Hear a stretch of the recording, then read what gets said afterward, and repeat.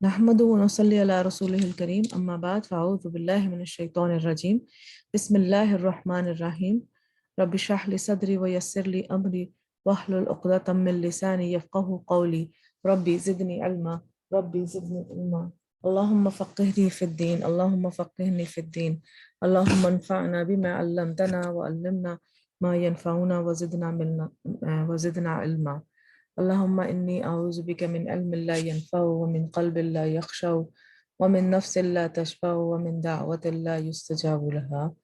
आमीन सुम्मा आमीन। अल्लाह ताला हमारा यहाँ आना और हमारे यहाँ बैठ के मिल के पढ़ना कबूल फरमाए और हमें हिदायत दे।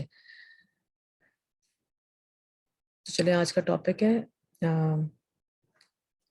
मैं आपको खुशामदीद कहती हूँ कुरान के मोती रमज़ान 2022 में लेसन 9 और आज का हमारा टॉपिक है और वो जिनके दिल कांप उठते हैं। तो दिल की बात इंशाल्लाह इसमें करेंगे और हम देखते हैं कि कौन लोग हैं जिनके दिल कांप उठते हैं, किस चीज़ से दिल कांप उठते हैं। तो दिल जो है इंसान का ही दिल है जो कांपेगा और किस चीज़ से कांपेगा, वो है कुरान। और अब हम अपना एनालिसिस अपना जायज़ा लेते हैं कि यहाँ पर हमारा दिल की हालत क्या होती है जब हम कुरान पढ़ते हैं। तो आए बिस्मिल्लाह शुरू करते हैं। बिस्मिल्लाहिर्रहमानिर्रहीम। सूरह अनफाल के आयत नंबर 2 और 3। बिस्मिल्लाहिर्रहमानिर्रहीम।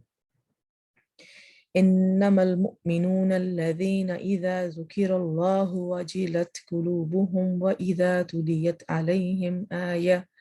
وإذا تليت عليهم آيته زادتهم إيمانا وعلى ربهم يتوكلون الذين يقيمون الصلاة ومما رزقناهم ينفقون أولئك هم المؤمنون حقا لهم درجات عند ربهم ومغफिरत व रिज़्क़ करीम।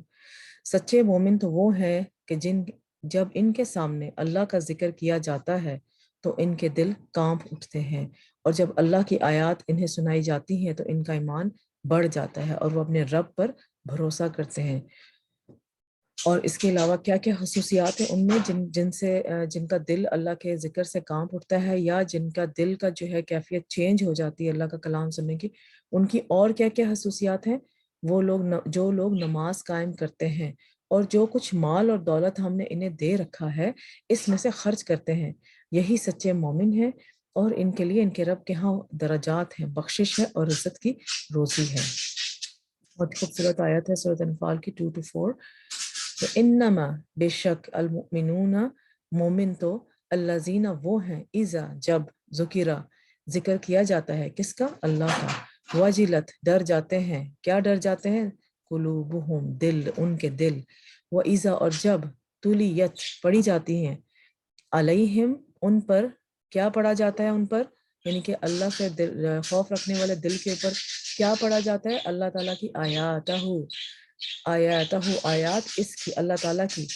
और फिर आयात जब पढ़ी जाती हैं तो उसके बाद क्या होता है, ज़ादत हम वो ज़्यादा कर देती है इन्हें, किस चीज़ में वो आयात ज़्यादा कर देती है, ईमान में, वअला रब्बिहिम और अपने रब पर ही वो तवक्कल करते हैं, ये तवक्कलून और वो तवक्कल करते हैं, इनके उनके दिल की हालत चेंज हो जाती है, उनका दिल जो है वो कांप उठता है और उनके जब आयात वो सुनते हैं तो उनका ईमान ताज़ा हो जाता है।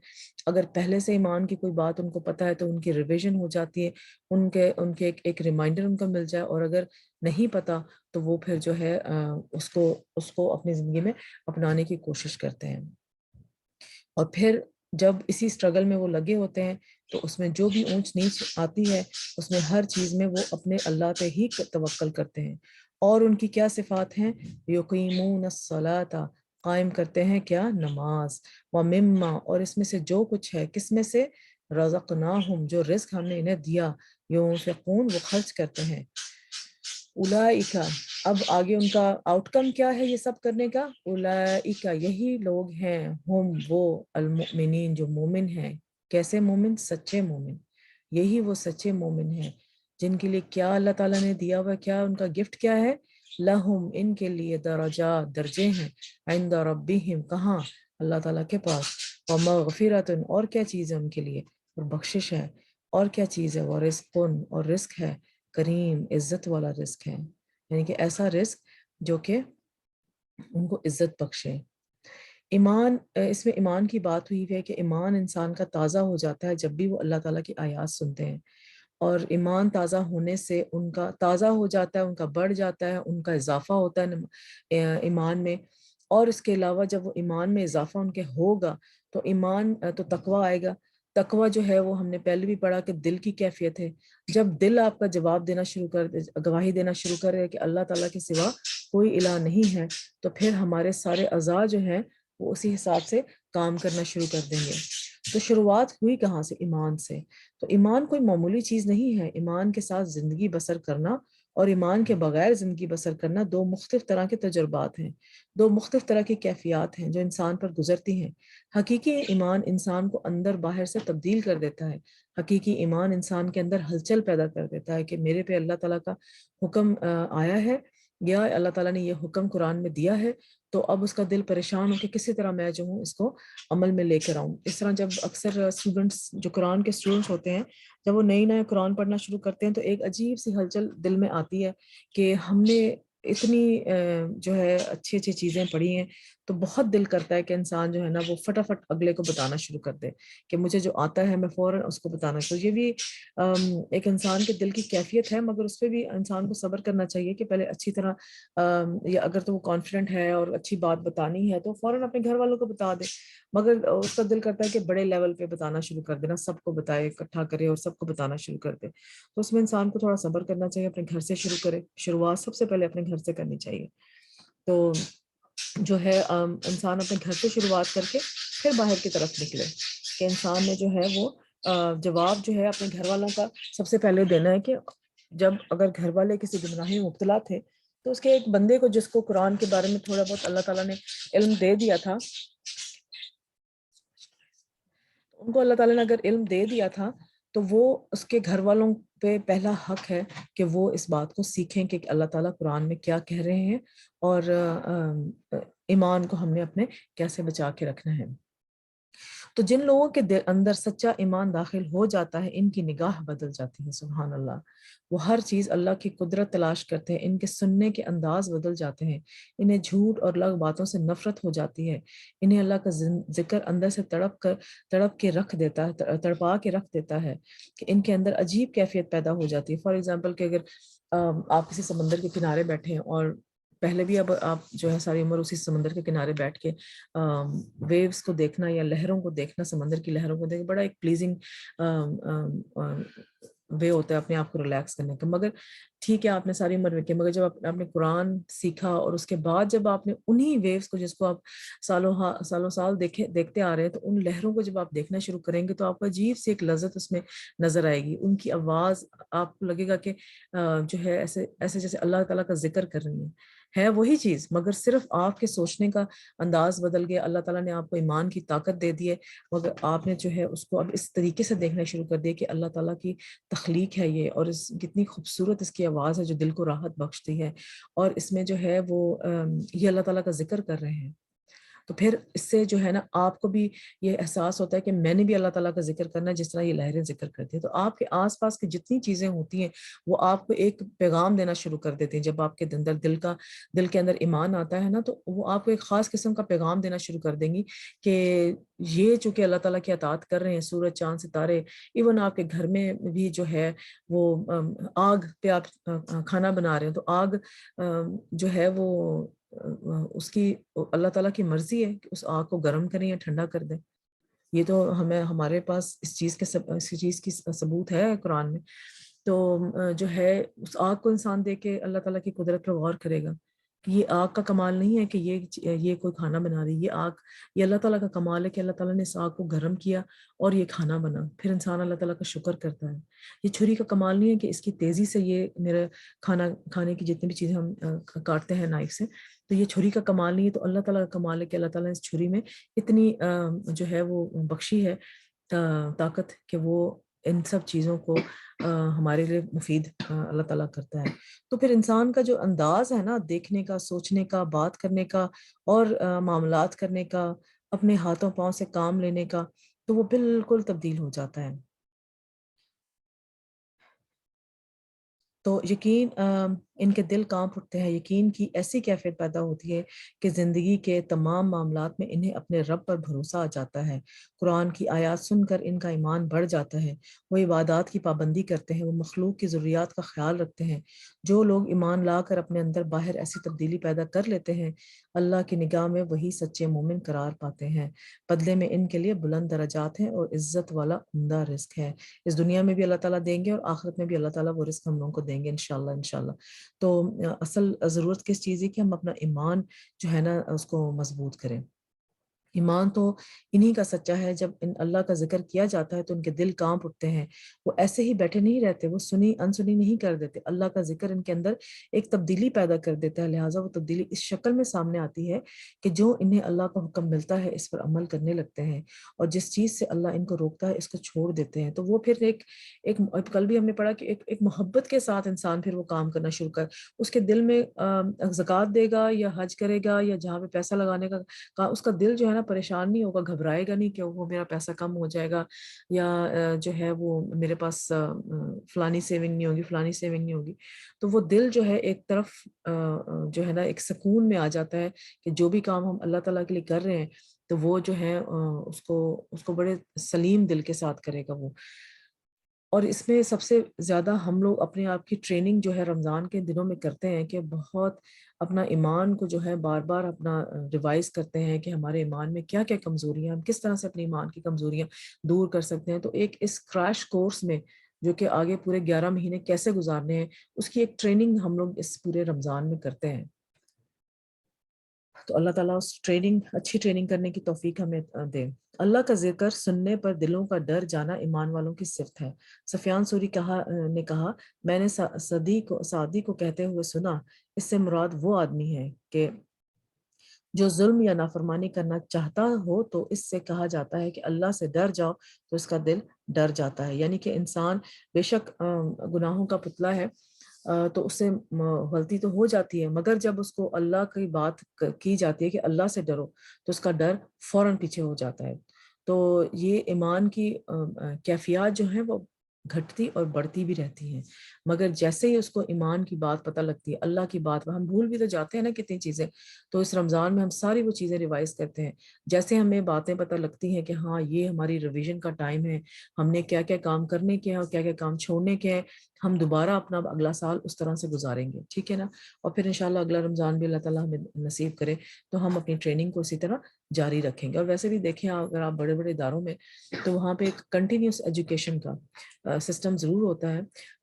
باقیوں جیسے فار ایگزامپل آپ نے اگر لائف سیونگ سپورٹ کا کوئی کورس کیا ہوا ہے تو اس کی سرٹیفکیشن پہ نیچے ضرور لکھا ہوگا یہ 1 سال کے لیے، 2 سال کے، 3 سال کے. اس کے بعد آپ کو یہ اپنے سکلز دوبارہ ریوائز کرنے ہیں. یہ نہیں کہ آپ نے ایک دفعہ کر لیا زندگی میں کورس اور اگلے 50-60 سال آپ نے دوبارہ فیس دینی ہے، دوبارہ اس کو جو ہے نا کچھ عرصے کے بعد آپ نے اس کو ریوائز کرنا ہوتا ہے. خاص طور پہ جو اڈلٹ لائف سیونگ پروگرامز ہیں، سرٹیفکیشنز ہیں، یا بچوں کے لائف سیونگ پروگرامز سرٹیفکیشنز ہیں، ان کو ضرور آپ نے کچھ عرصے بعد وہ آپ کا سرٹیفکیشن جو ایکسپائر ہو جاتا ہے اور آپ نے دوبارہ اس کو ریوائز کرنا ہوتا ہے. ہمارے ایمان کی بھی یہی کیفیت ہے کہ 11 مہینے بعد وہ سرٹیفکیشن ایکسپائر ہو گیا، اب دوبارہ سے اپنا ایمان جو ہے وہ تازہ کریں رمضان میں. اللہ کی عظمت سے ان کے دل میں ایک کپ کپی طاری ہو جاتی ہے. زجاج کہتے ہیں کہ جب اللہ کی عظمت اور اس کی قدرت کا اور اس چیز کا ذکر کیا جاتا ہے جس کی وجہ سے اللہ کی نافرمانی کرنے والوں کو ڈرایا جاتا ہے تو اس کے دل ڈر جاتے ہیں. صدی کہتے ہیں کہ احساس سے مراد وہ شخص ہے جو نافرمانی کا ارادہ کرتا ہے پھر وہ اللہ کو یاد کرتے ہوئے اپنے گناہ سے کنارہ کشی اختیار کر لیتا ہے. سمپل سی ایگزامپل لیتے ہیں کہ ہمارا دل کر رہا ہے کسی کی چگلی کر لیں یا کچھ اس طرح، مگر ہم اللہ کے لیے اس کو اپنے گناہ کو ایک سائڈ پہ کر دیتے ہیں کہ نہیں میں اللہ کے لیے اس بات کو چھوڑ دیتی ہوں. تو ایک تو آپ کو اس کا اجر ملے گا جو گناہ کو چھوڑنے کا بھی اجر، ایک ارادہ آپ نے کیا پھر اس کو چھوڑنے کا بھی اجر اللہ تعالیٰ آپ کو دیں گے، نیکی کا اجر ملتا ہے۔ وجلت قلوبہم، اور ان کے دل کانپ اٹھتے ہیں، یعنی دل ڈر جاتے ہیں کہ اللہ تعالیٰ کا عذاب ہم پہ نازل نہ ہو جائے، جیسے کہ پرانی قوموں پہ اللہ تعالیٰ کا عذاب نازل ہوتا ہے، ہم اس میں شامل نہ ہو جائیں۔ دل میں ایک رکت پیدا ہو جاتی ہے، ایک تڑپ پیدا ہو جاتی ہے کہ ہم ہاں اور اچھے کام کرنے والے ہم بن جائیں۔ اللہ کے ذکر کی عظمت، اگر قرآن پہاڑ پر اتارا جاتا تو کیا ہوتا؟ لو انزلنا هذا القرآن على جبل رأيته خاشعا متصدعا من خشية الله وتلك الأمثال نضربها للناس لعلهم يتفكرون۔ اور اگر ہم اس قرآن کو کسی پہاڑ پر اتارتے تو یقیناً تو اسے اللہ کے ڈر سے پست ہونے والا، ٹکڑے ٹکڑے ہونے والا دیکھتا۔ یعنی کہ اللہ تعالیٰ کا کلام جو ہے وہ اس لحاظ سے بہت زیادہ، معنی کے لحاظ سے بہت زیادہ جو ہے وہ بھاری کلام ہے کہ وہ اگر کسی پہاڑ پہ اترتا تو وہ پہاڑ ٹکڑے ٹکڑے ہو جاتا۔ اور یہ مثالیں ہیں کہ ہم انہیں لوگوں کے لیے بیان کرتے ہیں تاکہ وہ غور و فکر کریں۔ کتنی غور و فکر کرنے والی آیت ہے یہ سورہ حشر 21 میں، کہ جب اگر کوئی پہاڑ، کتنی مضبوط چیز، دنیا کی سب سے مضبوط چیز انسان کو پہاڑ لگتی ہے، کتنا بڑا پہاڑ، اس پہ اگر قرآن اترتا وہ ٹکڑے ٹکڑے ہو جاتا۔ اللہ نے یہ قرآن کہاں اتارا ہے؟ ہمارے دلوں پر اتارا ہے۔ پھر بھی ہمارے دل ٹکڑے ٹکڑے تو کیا ہونا، نرم بھی نہیں ہوتے قرآن سن کے۔ اگر قرآن کسی پہاڑ پر نازل ہوتا تو اسے ریزہ ریزہ کر دیتا۔ جب قرآن انسان کی زندگی کا حصہ بنتا ہے تو اس کے اندر بھی عاجزی پیدا ہوتی ہے، اس کے اندر ایک نرمی، سکون اور وقار لے آتا ہے، ایک عجیب سی کیفیت اس کے ہر حال میں، وہ انسان کا دل جو ہے نا وہ ایک ہی کیفیت میں رہتا ہے، سکون کی کیفیت میں، توکل اللہ کی کیفیت میں رہتا ہے۔ ہمارے دل بھی اللہ تعالیٰ ایسے کرے۔ اہل ایمان کو نصیحت کی گئی ہے۔ کیا نصیحت کی گئی ہے؟ سورہ حدیث اور آیت نمبر 16 میں دیکھتے ہیں کہ جو لوگ ایمان لائے ہیں، کیا ان کے لیے ایسا وقت نہیں آیا کہ اللہ کے ذکر سے اور جو حق نازل ہوا ہے اس سے ان کے دل جھک جائیں اور ان لوگوں کی طرح نہ ہو جائیں جنہیں ان سے پہلے کتاب دی گئی تھی، پھر ان پر ایک طویل مدت گزر گئی تو ان کے دل سخت ہو گئے اور آج ان میں سے اکثر فاسق ہیں، گناہ گار ہیں۔ تو ہم اپنے جین کا جائزہ لیں کہ ہمارے دلوں کی کیا حالت ہوتی ہے۔ ہمیں جو اللہ تعالیٰ قرآن میں نصیحت کرتے ہیں وہ ہم پہ اثر کرتی ہے؟ اگر اثر کرتی ہے ٹھیک ہے، ایک آپ ماحول میں بیٹھے ہوئے نا کہ اللہ کی بات، اور اس ماحول میں بیٹھے اس میں ایک عجیب سی کیفیت آپ کے اوپر طاری ہوتی ہے، مگر جب آپ اس کو چھوڑ کے جاتے ہیں تو اپنے لیے لیسن کیا لے کے جاتے ہیں کہ میں نے اب کرنا کیا ہے، اس کو سن تو لیا ہے، میرے دل کی حالت بھی چینج ہوئی ہے، اس کا مطلب میرا دل ابھی اس کیٹیگری میں ہے کہ جہاں پر وہ اللہ سے ڈر رہا ہے۔ اگر آپ کے دل کی حالت چینج ہو رہی ہے، آپ کے سوچنے کا انداز چینج ہو رہا ہے، تو اس کا مطلب الحمدللہ اب ہم ابھی تک اس کیٹیگری میں ہیں جہاں پر ہم اللہ کے احکامات کو بجا لیتے۔ جیسے ہی ہم نے وہ محفل چھوڑی، رات کئی بات کئی والا کام نہ کریں، اپنے لیے کوئی نہ کوئی لیسن لے کے جایا کریں اور اس میں جو ہے اپنی زندگی میں اس کو اتارنے کی کوشش کیا کریں۔ ایک لیسن بس لے لیں، ایک لیسن پورے رمضان میں، اگلے کے لیے اگلا کوئی اور لیسن جو ہے اگلے رمضان میں انشاءاللہ اس کو کر لیں گے، مگر ایک لیسن جو اس رمضان میں جو آپ لے سکتے ہیں وہ یہ ہے کہ اللہ کا ذکر کر دیں، صبر کریں۔ صبر جو ہے نا، کسی طرح بھی صبر کی جو بھی آپ کوشش کر سکتے ہیں اس کو اپنے اندر لانے کی کوشش کریں کسی طرح، اور پورا سال اس پہ محنت کریں۔ ہر روز اپنے آپ کو ٹٹولیں، اپنے آپ کو دیکھیں کہ میں کتنا صبر کروں، کن کن معاملات میں اپنا صبر کھو دیتی ہوں اور کن کن معاملات میں جو ہے میرا صبر اچھا ہوتا ہے۔ تو جب آپ کا صبر جو ہے کرنے کی آپ میں صلاحیت ہے اور آپ کا صبر ایک جگہ اچھا ہوتا ہے تو اس وقت دیکھا کریں کہ کیا ایسی چیز ہوتی ہے کہ مجھے صبر کرنا آ جاتا ہے، تو پھر اس اسٹریٹجی کو جو ہے، ہر انسان کا مختلف ہوتا ہے نا، تو اسٹریٹجی کو پھر وہاں استعمال کرنا شروع کریں جہاں پہ آپ اپنا ٹیمپر لوز کرتے ہیں، اپنا صبر کھو دیتے ہیں، ٹھیک ہے نا۔ تو اس طرح اپنے آپ پہ ورک کریں پورا سال، اور انشاءاللہ اگلے سال جب رمضان میں اللہ تعالیٰ سے دوبارہ ہم اپنی ٹریننگ کریں تو ہم ایک نئے انسان کی طرح اس ٹریننگ میں آئیں اور پھر اپنی کوئی اور بری عادت جو ہے اس کو لے کے چلیں۔ اب پورا قرآن اگر پورے اس میں پڑھا ہے اور اگر ہم میں کوئی برائیاں ہیں تو ایک دم سے تو برائیاں چینج نہیں ہو سکتی نا، آہستہ آہستہ ہی ہوں گی نا، تو ایٹ لیسٹ ایک چیز کو لے لیں اور اس پہ ورک کریں، ٹھیک ہے۔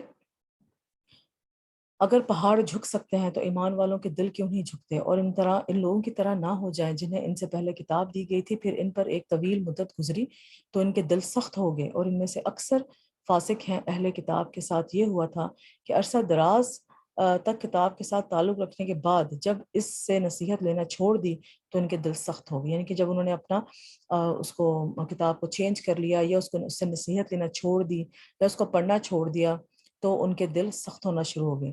آج ہم مسلمانوں میں بھی یہ دیکھتے ہیں کہ بہت سے لوگ قرآن حفظ کر لیتے ہیں لیکن دل بہت سخت ہوتے ہیں.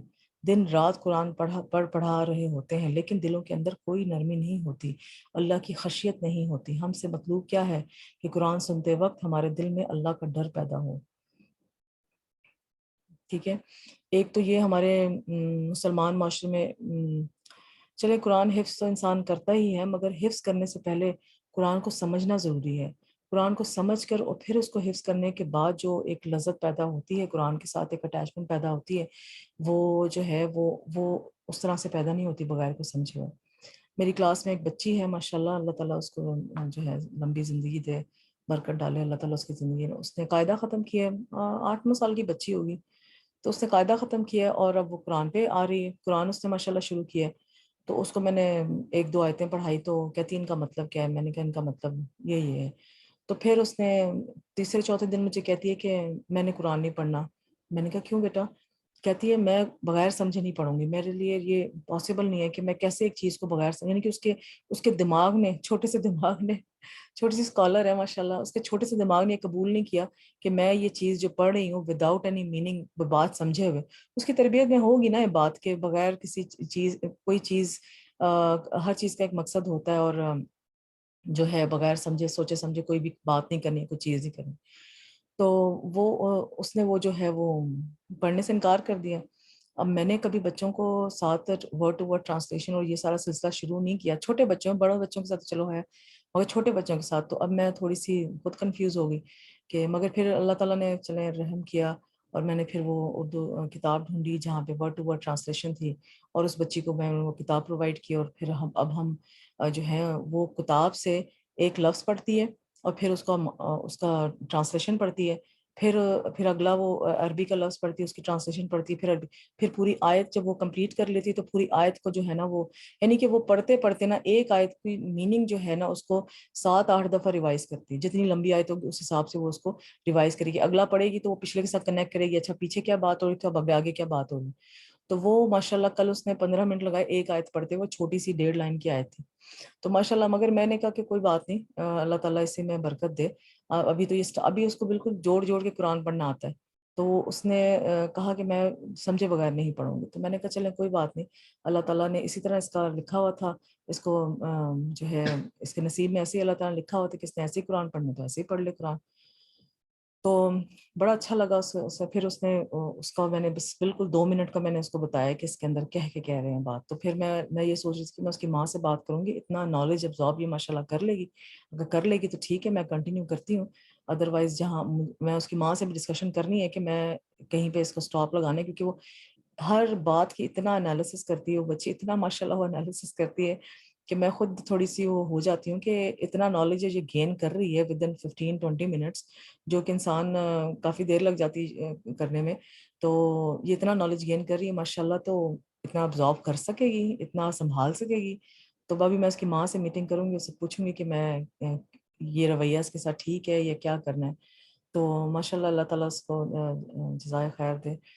تو یہ انسان کا, اب دیکھیں نا, اللہ تعالیٰ کے ساتھ جب ہم پیدا ہوتے ہیں تو اللہ سے عہد لے کر آتے ہیں, ہمیں پتہ ہوتا ہے, تو اس وقت ہمارا تھوڑا کنیکشن قرآن کے ساتھ, قرآن یا اللہ تعالیٰ کے احکام کے ساتھ ہوتا ہے. تو وہ شاید وہی کنیکشن تھا جو 8 سال کی بچی نے اس کو دوبارہ ریوائز کیا, اور اس نے کہا ہے کہ میں نے اس قرآن کے ساتھ ایک کنیکشن بنانا ہے, میں نے ایسے نہیں پڑھنا قرآن وداؤٹ. اور ہمارا معاشرے میں, مسلمان معاشرے میں یہ ہو گیا ہوا ہے, قرآن سمجھ آئے نہ آئے بس اس کو یا تو حفظ کر لو یا اس کو پڑھ دو, 2-3 دفعہ پڑھ لو, اور اس کو جو ہے نا بس یہ کافی ہو گیا قرآن کے لیے. قرآن کے لیے یہ کافی نہیں ہے. قرآن کے لیے قرآن ہم نے قرآن دلوں پہ اترا ہے, اور ہم نے اپنے دل پہ اتر کے اس کی اپنے دل کی کیفیت اگر قرآن پڑھنے سے چینج نہیں ہوتی تو اس کا مطلب ہمارا وہ قرآن یا حفظ کیا ہوا ہے, یا جو ہے ہم نے ویسے ہی پڑھنے کی ہمیں عادت ہے اچھی تجوید کے ساتھ بھی, تو اس کا فائدہ نہیں ہے. ایک قرآن کی تلاوت کا فائدہ ہے تو صحیح, مگر جو لذت ایک آپ قرآن کی جو حاصل ہوتی ہے وہ صرف اس کے سمجھنے سے ہی حاصل ہوتی ہے. قرآن سنتے وقت اللہ کی خشیت طاری ہونا.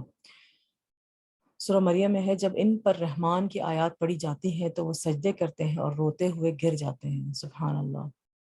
یعنی کہ اپنی غلطیاں کوتاہیاں انسان کو یاد آتی ہیں کہ ہم نے کیا کیا غلط کریں، کیا صحیح اپنی زندگی میں کریں، تو اس وجہ سے اللہ تعالیٰ سے ڈر پھر لگتا ہے اور پھر ہم سجدے میں گر کے اللہ تعالیٰ سے معافی مانگتے ہیں اور روتے گر گڑاتے ہیں۔ آج کل بڑے اچھا ٹائم ہے تہجد کے وقت، تراویحوں کے وقت اپنے لیے بہت زیادہ دعا کیا کریں، سب کے لیے دعا کیا کریں۔ ہمیں اپنے آپ کا جائزہ لینا چاہیے کہ کیا قرآن سنتے وقت ہمارے اندر بھی کیفیت پیدا ہوتی ہے۔ سوچیں اپنی پچھلی زندگی کے بارے میں کہ آج تک کتنی آیات نے آپ کو رلا دیا اور کتنی آیات نے آپ کو سجدے میں گرا دیا، اور واقعی آپ کے دل کے اندر خشوع و خضوع پیدا ہوا ہے۔ یہ کتاب عام لوگوں کی، عام کتابوں کی طرح نہیں ہے، کوئی درسی کتاب نہیں ہے، کہ کوئی کورس کی بک نہیں ہے جس کو پڑھ کر صرف ایک امتحان دے دیا جائے اور اس کے بعد کتاب بند کر کے رکھ دی جائے۔ یہ تو دل پر اترا ہے محمد صلی اللہ علیہ وسلم کے، اور اس دل پر ہی لینے کی ضرورت ہے، اور اس کو سن کر ہمارے اندر ایک رقت پیدا ہونی، طاری ہونی چاہیے، رقت طاری ہونا۔ اب دیکھیں وہ کیسے ہوتا ہے۔ سورہ زمر آیہ نمبر 23 میں ہے، اللہ نے سب سے اچھی بات نازل فرمائی، ایسی کتاب جو آپس میں ملتی جلتی ہے، ایسی آیات جو بار بار دہرائی جانے والی ہے، ایسی آیات جو بار بار دہرائی جانے والی ہیں۔ ان سے ان لوگوں کی کھالوں کے رونگٹے کھڑے ہو جاتے ہیں جو اپنے رب سے ڈرتے ہیں، پھر ان کی کھالیں اور ان کے دل اللہ کے ذکر کی طرف نرم ہو جاتے ہیں۔ یہ اللہ کی ہدایت ہے جس کے ساتھ وہ جسے چاہتا ہے راہ پر لے آتا ہے، اور جسے چاہتا ہے گمراہ کر دے اسے کوئی راہ پر لانے والا نہیں۔ تو جسے اللہ تعالیٰ گمراہ کر دیتا ہے اسے کوئی راہ پہ لانے والا نہیں ہے۔ اب اللہ تعالیٰ جسے چاہتا ہے اس کو راہ پہ لے آتا ہے۔ اس کا کیا مطلب ہے؟ کہ اللہ تعالیٰ نے ہمیں ایک فیصلہ کرنے کی قوت دی ہوئی ہے جو کہ اللہ تعالیٰ نے جن اور انسان کے علاوہ کسی کو نہیں دی ہوئی۔ باقی سارے لوگ جو بھی اللہ تعالیٰ نے کہا ہوا ہے، جو بھی اللہ تعالیٰ جس طرح سے بھی اللہ تعالیٰ نے ان کو پروگرام کیا ہوا ہے، اس طرح سے وہ کام کرتے ہیں وداؤٹ اینی ڈس اوبیڈینس، وداؤٹ اینی، بغیر کسی نافرمانی کے وہ۔ مگر انسان کے اندر ایک قوت فیصلہ اللہ تعالیٰ نے دی ہوئی، ایک مرضی کا اختیار اللہ تعالیٰ نے دیا ہوا ہے۔ تو اس مرضی میں ہم آس پاس کی چیزوں کو دیکھ کر، اللہ تعالیٰ کی کائنات کو دیکھ کر ایک یہ بات سوچیں کہ کوئی تو ہے جو ان کو چلا رہا ہے، ٹھیک ہے، اور پھر ہم اپنی ہدایت کا بھی اللہ تعالیٰ سے دعا مانگے۔ جو اللہ تعالیٰ سے ہدایت کی دعا مانگتا ہے اللہ اسی کو سیدھے راستے پہ چلاتا ہے، اور جس کو تڑپ نہیں ہوتی اس کے لیے پھر جو ہے نا وہ ہدایت نہیں ہے۔ قرآن سنتے وقت آنسوؤں کا بہنا، اور جب ہم سنتے ہیں وہ رسول صلی اللہ علیہ وسلم کی طرف نازل کیا گیا تو دیکھتا ہے کہ ان کی آنکھیں آنسوؤں سے بہہ رہی ہوتی ہیں، اس وجہ سے کہ انہوں نے حق کو پہچان لیا۔ کہتے ہیں کہ اے ہمارے رب، ہم ایمان لے آئے سو ہمیں شہادتیں دینے والوں کے ساتھ لکھ لے، کہ ہم شہادت دیتے ہیں کہ ہم ایمان لے آئے۔ اب ایمان لے آئے کا مطلب یہ نہیں کہ صرف زبان سے آپ نے ادا کر دیا، آپ کے دل کی کیفیت بھی ہونی چاہیے کہ آپ کو پکا یقین ہو جائے دل ایمان کا کہ ہم ایمان واقعی لے آئے۔ اللہ سے ایمان لانے کا مطلب ہے کہ ہمارے اندر، دل کے اندر تقویٰ آ گیا ہے، اللہ کا ڈر، اللہ کا خوف پیدا ہو گیا ہے، اور جس انسان کے دل میں اللہ کا خوف اور اللہ کا تقویٰ پیدا ہو جاتا ہے، اس کے تمام اعضاء جو ہیں وہ اسی طرح اللہ کے اطاعت میں خود بخود بخشی قلب سلیم کے ساتھ جو ہے نا وہ عمل کرنے شروع کر دیتے ہیں۔ تو اللہ تعالیٰ ہمیں بھی ویسا ہی بنائے۔ یعنی ان کے اندر ایک تبدیلی پیدا ہوئی، تو قرآن پڑھ کر جس شخص میں تبدیلی پیدا نہیں ہوتی، جس کے اندر اخلاق نہیں بدلتے، جس کے معاملات درست نہیں ہوتے، تو پھر اس کے لیے قرآن پڑھا اور نہ پڑھا برابر ہو جاتا ہے۔ وہ پھر اس عام کتاب کی طرح لیتے ہیں جس کا اس کے دل پر کوئی اثر نہیں ہوتا۔ ہم میں سے ہر شخص کو اپنے ایمان کا جائزہ لینا چاہیے کہ ہم کہاں پر ہیں اور قرآن ہماری زندگی میں کتنی تبدیلی لے کر آ رہے ہیں۔ آپ صلی اللہ علیہ وسلم کی کیفیت کیا ہوتی تھی؟ حضور صلی اللہ علیہ وسلم کی کیفیت دیکھتے ہیں کہ وہ کیا ہوتی تھی، اور جب وہ کسی سے قرآن سنتے تھے، عبداللہ رضی اللہ تعالیٰ عنہ سے روایت ہے کہ وہ کہتے ہیں کہ حضور اکرم صلی اللہ علیہ وسلم نے فرمایا، مجھے قرآن پڑھ کر سناؤ۔ میں نے کہا کہ میں آپ کو قرآن پڑھ کے سناؤں جبکہ وہ آپ پر ہی نازل ہوا ہے؟ آپ صلی اللہ علیہ وسلم فرمایا کہ میں اپنے علاوہ دوسرے سے سننے کا شوق رکھتا ہوں۔ کہتے ہیں کہ چنانچہ میں نے سورۃ النساء پڑھنی شروع کی، جب میں فَكَيْفَ إِذَا جِئْنَا مِنْ كُلِّ أُمَّةٍ بِشَهِيدٍ وَجِئْنَا بِكَ عَلَى هَؤُلَاءِ شَهِيدًا، اس آیت پر پہنچا تو آپ صلی اللہ علیہ وسلم نے مجھے فرمایا کہ ٹھہر جاؤ۔ میں نے دیکھا تو آپ کی آنکھوں سے آنسو بہ رہے تھے۔ یعنی کہ اس آیت کے آتے ہی، اب اس آیت میں کیا ہے، بس کیا حال ہوگا جس وقت کہ ہم ہر امت میں سے ایک گواہ ہم لائیں گے، اور آپ کو ان لوگوں پر گواہ بنا کر لائیں گے کہ ہر امت میں ایک گواہ آئے گا، اور وہ ہر امت کا گواہ جو ہے اس کا نبی ہوگا، کیونکہ نبی سے پیغام شروع ہوا تھا نا۔ تو حضور صلی اللہ علیہ وسلم کی امت میں سب سے پہلے حضور صلی اللہ علیہ وسلم سے گواہی لی جائے گی کہ تم تک جو قرآن کی تعلیمات میں نے تمہیں دی تھی وہ تم نے آگے لوگوں تک پہنچا دی۔ تو حضور صلی اللہ علیہ وسلم اس بات سے گھبرا گئے، اس بات سے ان کا دل جو ہے وہ کانپنے لگا، اور ان کی آنکھوں سے آنسو آنے لگے کہ میں نے کیا واقعی سارا جو پیغام اللہ تعالیٰ کا تھا وہ واقعی تا قیامت کے آنے والے لوگوں تک پہنچا دیا ہے۔ تو جب اور پھر دیکھیں حضور صلی اللہ علیہ وسلم نے اس کو کہا کہ یہاں پہ ٹھہر جاؤ، اور پھر حضور نے ٹھہر کے اپنا اپنا اپنا اس پہ ریفلیکٹ کرنا شروع کر، پونڈر کرنا شروع کر دیا، اس پہ حضور صلی اللہ علیہ وسلم نے جو ہے وہ سوچنا شروع کر دیا کہ جو ہے واقعی میں نے یہ کام کر لیا ہے کہ نہیں کیا۔ تو دیکھیں کتنی خوبصورت بات ہے۔ تو جب حضور صلی اللہ علیہ وسلم اپنا جائزہ لے سکتے ہیں، اپنا انالیسس کر سکتے ہیں، تو ہم کیوں نہیں؟ تو ہم کس کھیت کی مولی ہیں؟ تو ہمیں تو ایک قرآن پڑھنے کا طریقہ ادب یہ بھی ہے کہ بالکل ریس نہیں لگانی چاہیے قرآن پڑھنے میں۔ قرآن آپ نے پڑھا، اس کا مطلب سمجھیں، اس کو اپنے دماغ میں لانے کی کوشش کریں کہ یہ ہم سے کہہ کیا رہا ہے، ہمارے اوپر جو یہ حکم نازل ہوا ہے کیا ہم اس کو کر رہے ہیں کہ نہیں کر رہے، یا کرنے کا ارادہ رکھتے ہیں۔ ایک کاپی پینسل ساتھ رکھ لیا کریں کہ اچھا ٹھیک ہے یہ قرآن میں لکھا ہوا ہے تو میں اس کو انشاءاللہ اپنی زندگی میں لانے کی کوشش کروں گی یا کروں گا۔ تو یہ ہر وقت اپنا جائزہ لیں۔ تو قرآن جو ہے اگر آپ نے پڑھ لیا ہے تو اس کو دوبارہ پڑھیں، اپنا جائزہ لیں، ٹھیک ہے، کوئی چیز آپ بھولتے رہے، یا نہیں پڑھا تو پڑھیں اس کو اور پھر اپنا جائزہ لیں کہ کیا میرے میں ہے اور کیا نہیں ہے۔ اور پھر ہر وقت اس کو، جو میں کہہ رہی ہوں نا کہ سرٹیفیکیشن اپنی اپڈیٹ کرتے رہے، تو وہ ہر وقت کرتے رہا کریں۔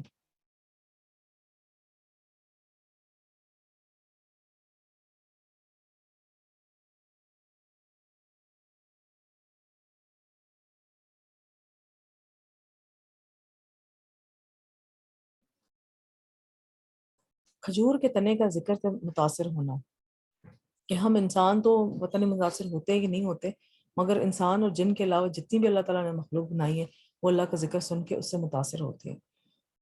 ابھی کل میں ایک ویڈیو دیکھ رہی تھی، اور کوئی وہ یعنی کہ اینیمیٹڈ نہیں تھا، وہ ان کے ریئل ویڈیو تھی، اتھینٹیکیٹڈ ویڈیو تھی، اور اس میں یہ تھا کہ ایک کبوتر، ایک پجن جو ہے وہ خانہ کعبہ کے وہ اس میں گراؤنڈ میں تھا، اور وہ خانہ کعبہ کی طرف دیکھ کے تو اس کو سجدہ کر رہا تھا۔ اب امیجن کریں سجدہ وہ کیسے کرے گا، اس کی تو آگے چونچ ہوتی ہے، تو وہ سائڈ سے جیسے جہاں پہ اس کی آنکھ والا سائڈ ہوتا ہے نا، اس کو الٹا کر کے تو لگا رہا تھا۔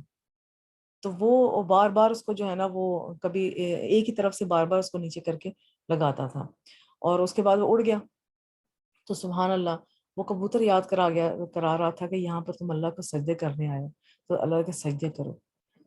کھجور کے تنے کا ذکر سے متاثر ہونا، جابر بن عبداللہ رضی اللہ تعالیٰ عنہ سے مروی ہے کہ نبی صلی اللہ علیہ وسلم جمعے کے دن خطبے کے لیے کھجور کے ایک درخت یا تنے کے پاس کھڑے ہوتے تھے۔ پھر ایک انصاری عورت نے یا کسی صحابی نے کہا، یا رسول اللہ کیوں نہ ہم آپ کے لیے ایک ممبر تیار کر دیں؟ آپ نے فرمایا کہ اگر تم چاہو۔ چنانچہ انہوں نے آپ کے لیے ممبر تیار کر دیا۔ جب جمعے کا دن ہوا تو آپ نے اس ممبر پر تشریف لے گئے، تو اس کھجور کے تنے سے بچے کے رونے کی آواز آنے لگی۔ تو نبی صلی اللہ علیہ وسلم ممبر سے اترے اور اسے اپنے گلے سے لگایا، تو وہ اس بچے کی طرح ہچکیاں بھرنے لگا جسے چپ کرایا جاتا ہے۔ پھر آپ صلی اللہ علیہ وسلم نے فرمایا، یہ تنا اس لیے رو رہا ہے کہ وہ اللہ کے ذکر کو سنا کرتا تھا جو اس کے قریب ہوتا تھا۔ تو جب وہ دیکھیں، وہ جو ہے وہ کھجور کا تنا جو ہے وہ کتنا سخت ہوتا ہے، وہ جو اس کا سٹیم ہوتا ہے، یا اس کی جو وہ جو اس کی سٹیم ہوتی ہے تو وہ کتنی سخت ہوتی ہے۔ جب وہ بھی اللہ کے ذکر سے، اس کے اندر بھی اللہ تعالیٰ نے جو ہے ایک ہمبلنس پیدا ہو گئی تھی، اور وہ جب اللہ کا ذکر اس کو نہیں سنایا جا رہا تو وہ رونا شروع کر دیا اس نے۔ تو ہمارے دل کہاں پہ کھڑے ہیں؟ خود اندازہ لگائیں۔ لیکن جن کے دل سخت ہو جائیں ان کے دل پر قرآن اثر نہیں کرتا۔ اللہ کے ذکر سے دل سخت ہونے والے کی مذمت۔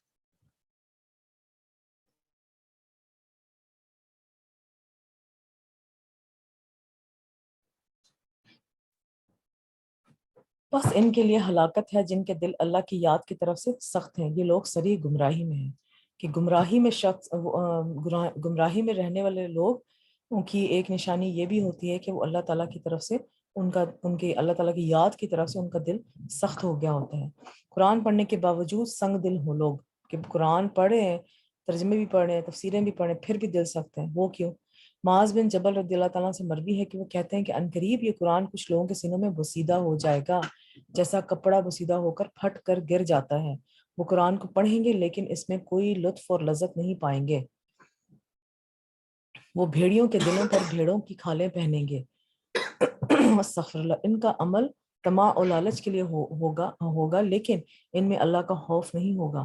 اگر وہ عمل میں کوتاہی کریں گے تو کہیں گے ہم عنقریب جنت تک پہنچ جائیں گے، اور اگر وہ برے عمل کریں گے تو کہیں گے ہمیں معاف کر دیا جائے گا، ہم اللہ کے ساتھ کسی کو شریک نہیں ٹھہراتے۔ یعنی کہ ڈٹائی کی حد ہے نا، کہ انسان جو ہے وہ قرآن پڑھ بھی لیا ہے، سمجھ بھی لیا ہے، تفسیریں بھی پڑھ ڈالی ہیں، مگر سٹل ان کے جو ہے وہ دلوں کی وہ، یہ خیر خود اپنا سیلف انالیسس، ہم کسی کو جج تو نہیں کر سکتے، تو یہ اس کے دل کی حالت ایسی ہوگی کہ اس میں اللہ کا خوف نہیں ہوگا، کیونکہ اللہ کا خوف اگر ہوگا تو وہ برے کاموں سے بچے گا اور اچھے کام کرے گا۔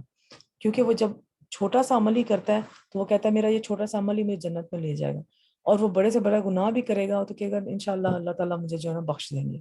یعنی کہ ایک فار گرانٹیڈ کسی چیز کو لینا، اور جنت ہمیشہ میں کہتی ہوں کہ آسان نہیں ہے، جنت حاصل کرنا آسان نہیں ہے۔ جیسے آپ کے لیے اس دنیا کی سب سے مشہور جگہ بچوں کے حساب سے کہ میں کہوں Disneyland, Disneyland Florida امریکہ میں، تو وہاں پر جانا آسان نہیں ہے، رائٹ؟ وہاں پہ جانا جو ہے وہ مشکل ہے، پہلے تو آپ نے ویزا لگوانا ہے، پھر ٹکٹیں خریدنی ہے، اور اتنی مہنگی ٹکٹیں، اور پھر ایسے ٹائم پہ جانا جب وہ وہاں کھلا ہو، اور جو ہے نا آپ نے سیفٹی میئرز کرنے، وہاں پہ اپنا گھر کا بندوبست ہے، تو آرام سے کھلا ڈلا خرچہ ہے، تو فری میں تو نہیں کوئی لے کے جائے گا نا آپ کو وہاں پر۔ تو جب یہ دنیا کی جو چیزیں ہیں یہاں پر اگر آپ فری میں جا سکتے تو جنت ہمیں فری مل جائے گی؟ کیسے ہم لوگ یہ بات کو سوچتے ہیں کہ اللہ تعالیٰ کا کرم ہوگا اور ہمیں جنت فری مل جائے گی؟ آپ اپنی کوشش آپ نے کتنی کی ہوگی، اللہ تعالیٰ وہاں کوششوں کو دیکھے گا۔ اعمال تو ہمارے جو ہوں گے ہم نے ٹوٹے پھوٹے جو اعمال ہم نے وہاں لے کے جانے ہیں، اور ان اعمال کی وجہ سے تو ہم لوگ جنت میں نہیں جائیں گے نا، ہم تو اللہ تعالیٰ کی رحمت سے جنت میں جائیں گے۔ مگر اللہ تعالیٰ ان ٹوٹے پھوٹے اعمال کے پیچھے دیکھے گا کہ ہماری جدوجہد کتنی، ہم نے جدوجہد کتنی کی ہے۔ کیا آیا ہم نے ایک دفعہ قرآن کو پڑھ کے غلاف میں سنبھال کے رکھ دیا، ٹھیک ہے پڑھ لیا، پتہ ہے مجھے کیا لکھا اور کیا نہیں لکھا، یا ہم اس کو بار بار ریوائز کرتے ہیں، لوگوں تک پہنچاتے ہیں، کتنی ہم کوشش اس کے باوجود کرتے رہتے ہیں اس قرآن کو آگے لے کے چلنے کے لیے؟ اور جو ہے وہ اپنے دل کے اوپر جبر کر کے ہم کون سے ایسے احکامات، اول تو جب اللہ تعالیٰ کے تقوی انسان کے دل آ جاتا ہے تو اس کے بعد تو دل پہ جبر کرنے والی کوئی بات ہی نہیں رہتی، یعنی کہ اللہ تعالیٰ سے جب محبت ہو جاتی ہے تو پھر تو ہم محبت میں ہی جو ہے نا غرق ہوئے چلے جاتے ہیں، اور کہتے ہیں کہ کیا کام مجھ سے کروانا ہے آقا کروا لے۔ تو وہ محبت میں ہی ہم دل کے جو ہے وہ ہمارے دل کی کیفیت ایسی ہو جاتی ہے کہ ہم لوگ اس کام اپنے اللہ تعالیٰ کے احکام کو ماننا شروع کر دیتے ہیں، پھر جبر والی تو خیر بات ہی نہیں رہتی اس میں۔ بہرحال جو بھی اپنے دل پہ جبر کر کے، شروعات جیسے کوئی انسان کرتا ہے اپنے دل پہ جبر کر کے اور اس کام کو کرنے کی کوشش کرتا ہے، تو اس بیچارے کے لیے تو ڈبل اجر ہے، ٹھیک ہے نا، اس کے لیے تو ڈبل اجر ہے کہ ایک تو وہ کوشش کر رہا ہے جو کہ اللہ تعالیٰ نے کہا، اور پھر وہ الٹا اپنی دل پہ جبر کر رہا ہے، اپنی عادات کے خلاف جا کے کام کر رہا ہے، تو وہ ڈبل جو ہے وہ محنت کر رہا ہے، تو اللہ تعالیٰ اس کو ڈبل اجر دیں گے۔ پھر ایک اور بات ہے کہ تم 3 مواقع پر اپنے قلب کا جائزہ لو قرآن سنتے وقت، کہ جب ہم قرآن سن رہے ہوتے ہیں تب ہمارے دل کی حالت کیا ہوتی ہے، ذکر کی مجلسوں میں جب اللہ تعالیٰ کا ذکر کیا جا رہا ہوتا ہے، کہیں پہ کوئی لیکچر ہے کس طرح، تب آپ کے دل کی حالت کیا ہوتی ہے۔ پھر تیسری جگہ کہ تنہائی کے اوقات میں، تنہائی کے اوقات میں کہ اس وقت آپ کے دل کی حالت کیا ہوتی ہے۔ اگر تینوں موقعوں پر اپنے پہلو میں دل نہ پاؤ، یعنی ان چیزوں میں تمہارا دل نہ لگے، قرآن سنتے ہوئے، ذکر کی مجلسوں میں اور تنہائی کے اوقات میں تمہیں اللہ کی طرف اگر راغب نہیں ہوتے، تنہائی میں بھی آپ سب سے زیادہ انسان کو اپنا آپ پتہ لگتا ہے کہ جو تنہائی میں کیا کر رہے ہیں۔ تنہائی میں اگر وہ اللہ کا ذکر کر رہا ہے اور اس کو تنہائی اچھی اس لیے لگتی ہے کہ وہ اللہ کا ذکر کر رہا ہے، اس لیے نہیں کہ میں سوشل میڈیا پہ باقی جو میرے دن کے کام رہ گئے تھے وہ میں سوشل میڈیا پہ اگر یوزفل کام نہیں ہے تو وہ میں کام کروں، چٹ چیٹ کروں، دنیا میں کیا ہو رہا ہے، کیا گاسپنگ ہو رہی ہے، اس کی طرف نہیں۔ اگر تنہائی میں بھی انسان کا اللہ کے ہی کلام سننے کو، سنانے کو، کوئی دین دعوت کا کام کرنے کو دل کرے تو اس کا مطلب ہے اس کا قلب اللہ کی طرف ہی مائل ہے۔ مگر اگر ان تینوں چیزوں میں قرآن سنتے Give me, ذکر کی مجلسوں میں اللہ تعالیٰ کا ذکر ہو رہا ہو، give me the milk touch. اللہ تعالیٰ کا ذکر ہو رہا ہو تو اور تنہائی کے اوقات میں اگر تمہارے دل کی حالت نہ بدلے اور تمہارا دل نہ لگے تو اللہ سے دعا کرو کہ یہ تمہیں ایک دل عطا فرما دے کہ اس لیے کہ تمہارے پاس دل نہیں ہے. استغفر اللہ. قرآن زندہ دل انسان کے لیے نصیحت ہے. وہ تو سورہ یاسین میں ہے 69-70، وہ تو سراسر نصیحت اور واضح قرآن کے سوا کچھ نہیں تاکہ اسے ڈرائے جو زندہ ہو. ٹھیک ہے، تو قرآن زندہ لوگوں کے لیے، مردہ لوگوں کے لیے نہیں ہے. تو جو لوگ فوت ہو جاتے ہیں اور ان کے لیے قرآن پڑھا جاتا ہے اس محفل میں، جہاں پہ جیسے کوئی فوت ہو گیا، اس گھر میں 3-4 دن کا سوگ ہے، اور 3 دن کا سوگ جو ہوتا ہے، اور 3 دن کی سوگ میں ساری دنیا آ رہی ہے اس گھر میں آ کے قرآن پڑھ رہی ہے، تو وہ قرآن اس انسان کو تو فائدہ دے گی جو پڑھ رہی ہے، مگر جو فوت ہو گیا اس کو فائدہ نہیں دے گی، الا کہ اس کا جو بچہ ہے یا جس نے اس کو قرآن سنایا وہ فائدہ دے گی. تو یہ ایک بدعت ہے کہ قرآن جو ہے مردوں پہ پڑھا جائے. قرآن انسانوں کے لیے ہے اور وہ زندہ دل انسان کے لیے ہے. اور یہ قرآن سے وعلیکم السلام بیٹا، کیا حال ہے؟ میں لیکچر لے لوں پھر میں آپ سے بات کرتی ہوں، آپ مجھے ٹیکسٹ کر لیں پلیز. اوکے، ٹھیک ہے، اللہ حافظ. اللہ حافظ. تو قرآن جو ہے وہ زندہ دل لوگوں کے لیے ہے. ابن القیم رحمۃ اللہ کہتے ہیں کہ لوگوں کی 3 قسمیں ہیں. ایک وہ شخص جس کا دل مر چکا ہے، یہ وہ شخص ہے کہ اس کا کوئی دل ہی نہیں ہے، اس آدمی کے حق میں آیت نصیحت نہیں بنتی. دوسرا وہ شخص جس کا دل زندہ اور اہلیت رکھنے والا ہے لیکن وہ تلاوت والی آیات کو کان لگا کر نہیں سنتا، جس کے ذریعے اللہ ان نشانیوں کے بارے میں خبر دے رہے ہیں جو دکھائی دینے والی ہیں. یا تو وہ آیات اس تک پہنچی نہیں، یا یہ کہ اس تک پہنچی ہیں لیکن اس کا دل ان آیات سے ہٹ کر کسی اور چیز سے مشغول تھا، اس کا دل غیر حاضر تھا. اس میں یہ بھی آ سکتا ہے کہ وہ اللہ تعالیٰ کے کام تو سارے کر رہے ہیں مگر نیت اس کی اللہ تعالیٰ کے لیے خالص نہیں ہے، نیت اس کی جو ہے وہ دنیا کا حصول ہے. اس سے بھی نصیحت حاصل نہیں ہوتی کیونکہ اس میں اہلیت ہے اور اس کا دل موجود ہے. تیسرا وہ آدمی ہے جس کا دل بھی زندہ ہے اور وہ اہلیت بھی رکھتا ہے. جب اس پر آیات کی تلاوت کی جاتی ہے تو وہ اپنا کان لگاتا ہے، اپنے کانوں کو اس کی طرف ڈال دیتا ہے اور اپنے دل کو حاضر کرتا ہے، اور جو کچھ وہ سن رہا ہے اس کے فہم کے علاوہ وہ اپنے دل کو کہیں اور مشغول نہیں کرتا. اس کا دل بھی حاضر ہے اور کان بھی لگائے ہوئے ہیں. اس قسم کے وہ لوگ ہیں جو آیات سے بھی فائدہ حاصل کرتے ہیں جو تلاوت کی جاتی ہے، اور ان آیات سے بھی فائدہ حاصل کرتے ہیں جو مشاہدے سے تعلق رکھتی ہیں، جیسے آسمان پہاڑ کا ذکر جیسے اللہ تعالیٰ کرتے ہیں. تو یہ دیکھیں 3 دل کی کیفیت ہے. ایک دل تو بالکل کالا ہے جس کا دل مر چکا ہے، اس میں تو خیر اللہ تعالیٰ سے دعا کرنے کے بعد ہی اس دل میں خیر آ سکتی. دوسرا وہ کہ جس کو پتہ ہے چیزوں کا مگر اس کی نیت میں شاید تھوڑی بہت جو ہے وہ کمی بیشی ہے، کہ اس کا دل تو زندہ ہے، اس کا دل تو کرتا ہے آیات کو سننے کا، مگر جب وہ چلتی ہیں آیات تو ان کو دھیان سے احترام سے ادب سے آیات کو کان لگا کر نہیں سنتا. تو اس لیے یہ بھی بات آپ دھیان میں رکھیں کہ جب قرآن لگا ہو تو اس طرح قرآن نہ لگا دیا کریں کہ قرآن لگا ہوا ہے تو چلو اس کی برکت ہو رہی ہے. لگا ہوا ہے تو وہ کسی کے سننے کے لیے لگا ہوا ہے، ٹھیک ہے نا. اور کس کے سننے کے لیے لگا ہوا ہے؟ جن اور انسان کے سننے کے لیے لگا ہوا ہے. اگر قرآن لگا ہوا آپ نے کہا برکت کے لیے لگا ہے اور آپ اس کو سن نہیں رہے اور باقی ساری دنیا کے کام کر رہے ہیں تو یہ غلط کام ہے، یہ مت کیا کریں. ٹھیک ہے، کیونکہ ہم نے اپنا دل جو ہے وہ بالکل برائٹ ریڈ کرنا ہے، جس میں اپنا انسان جو بھی اللہ تعالیٰ کا کلام پڑھا جا رہا ہو اس کو دھیان سے سنیں، ورنہ بند کر دیں. کوئی اس کا جو ہے نا وہ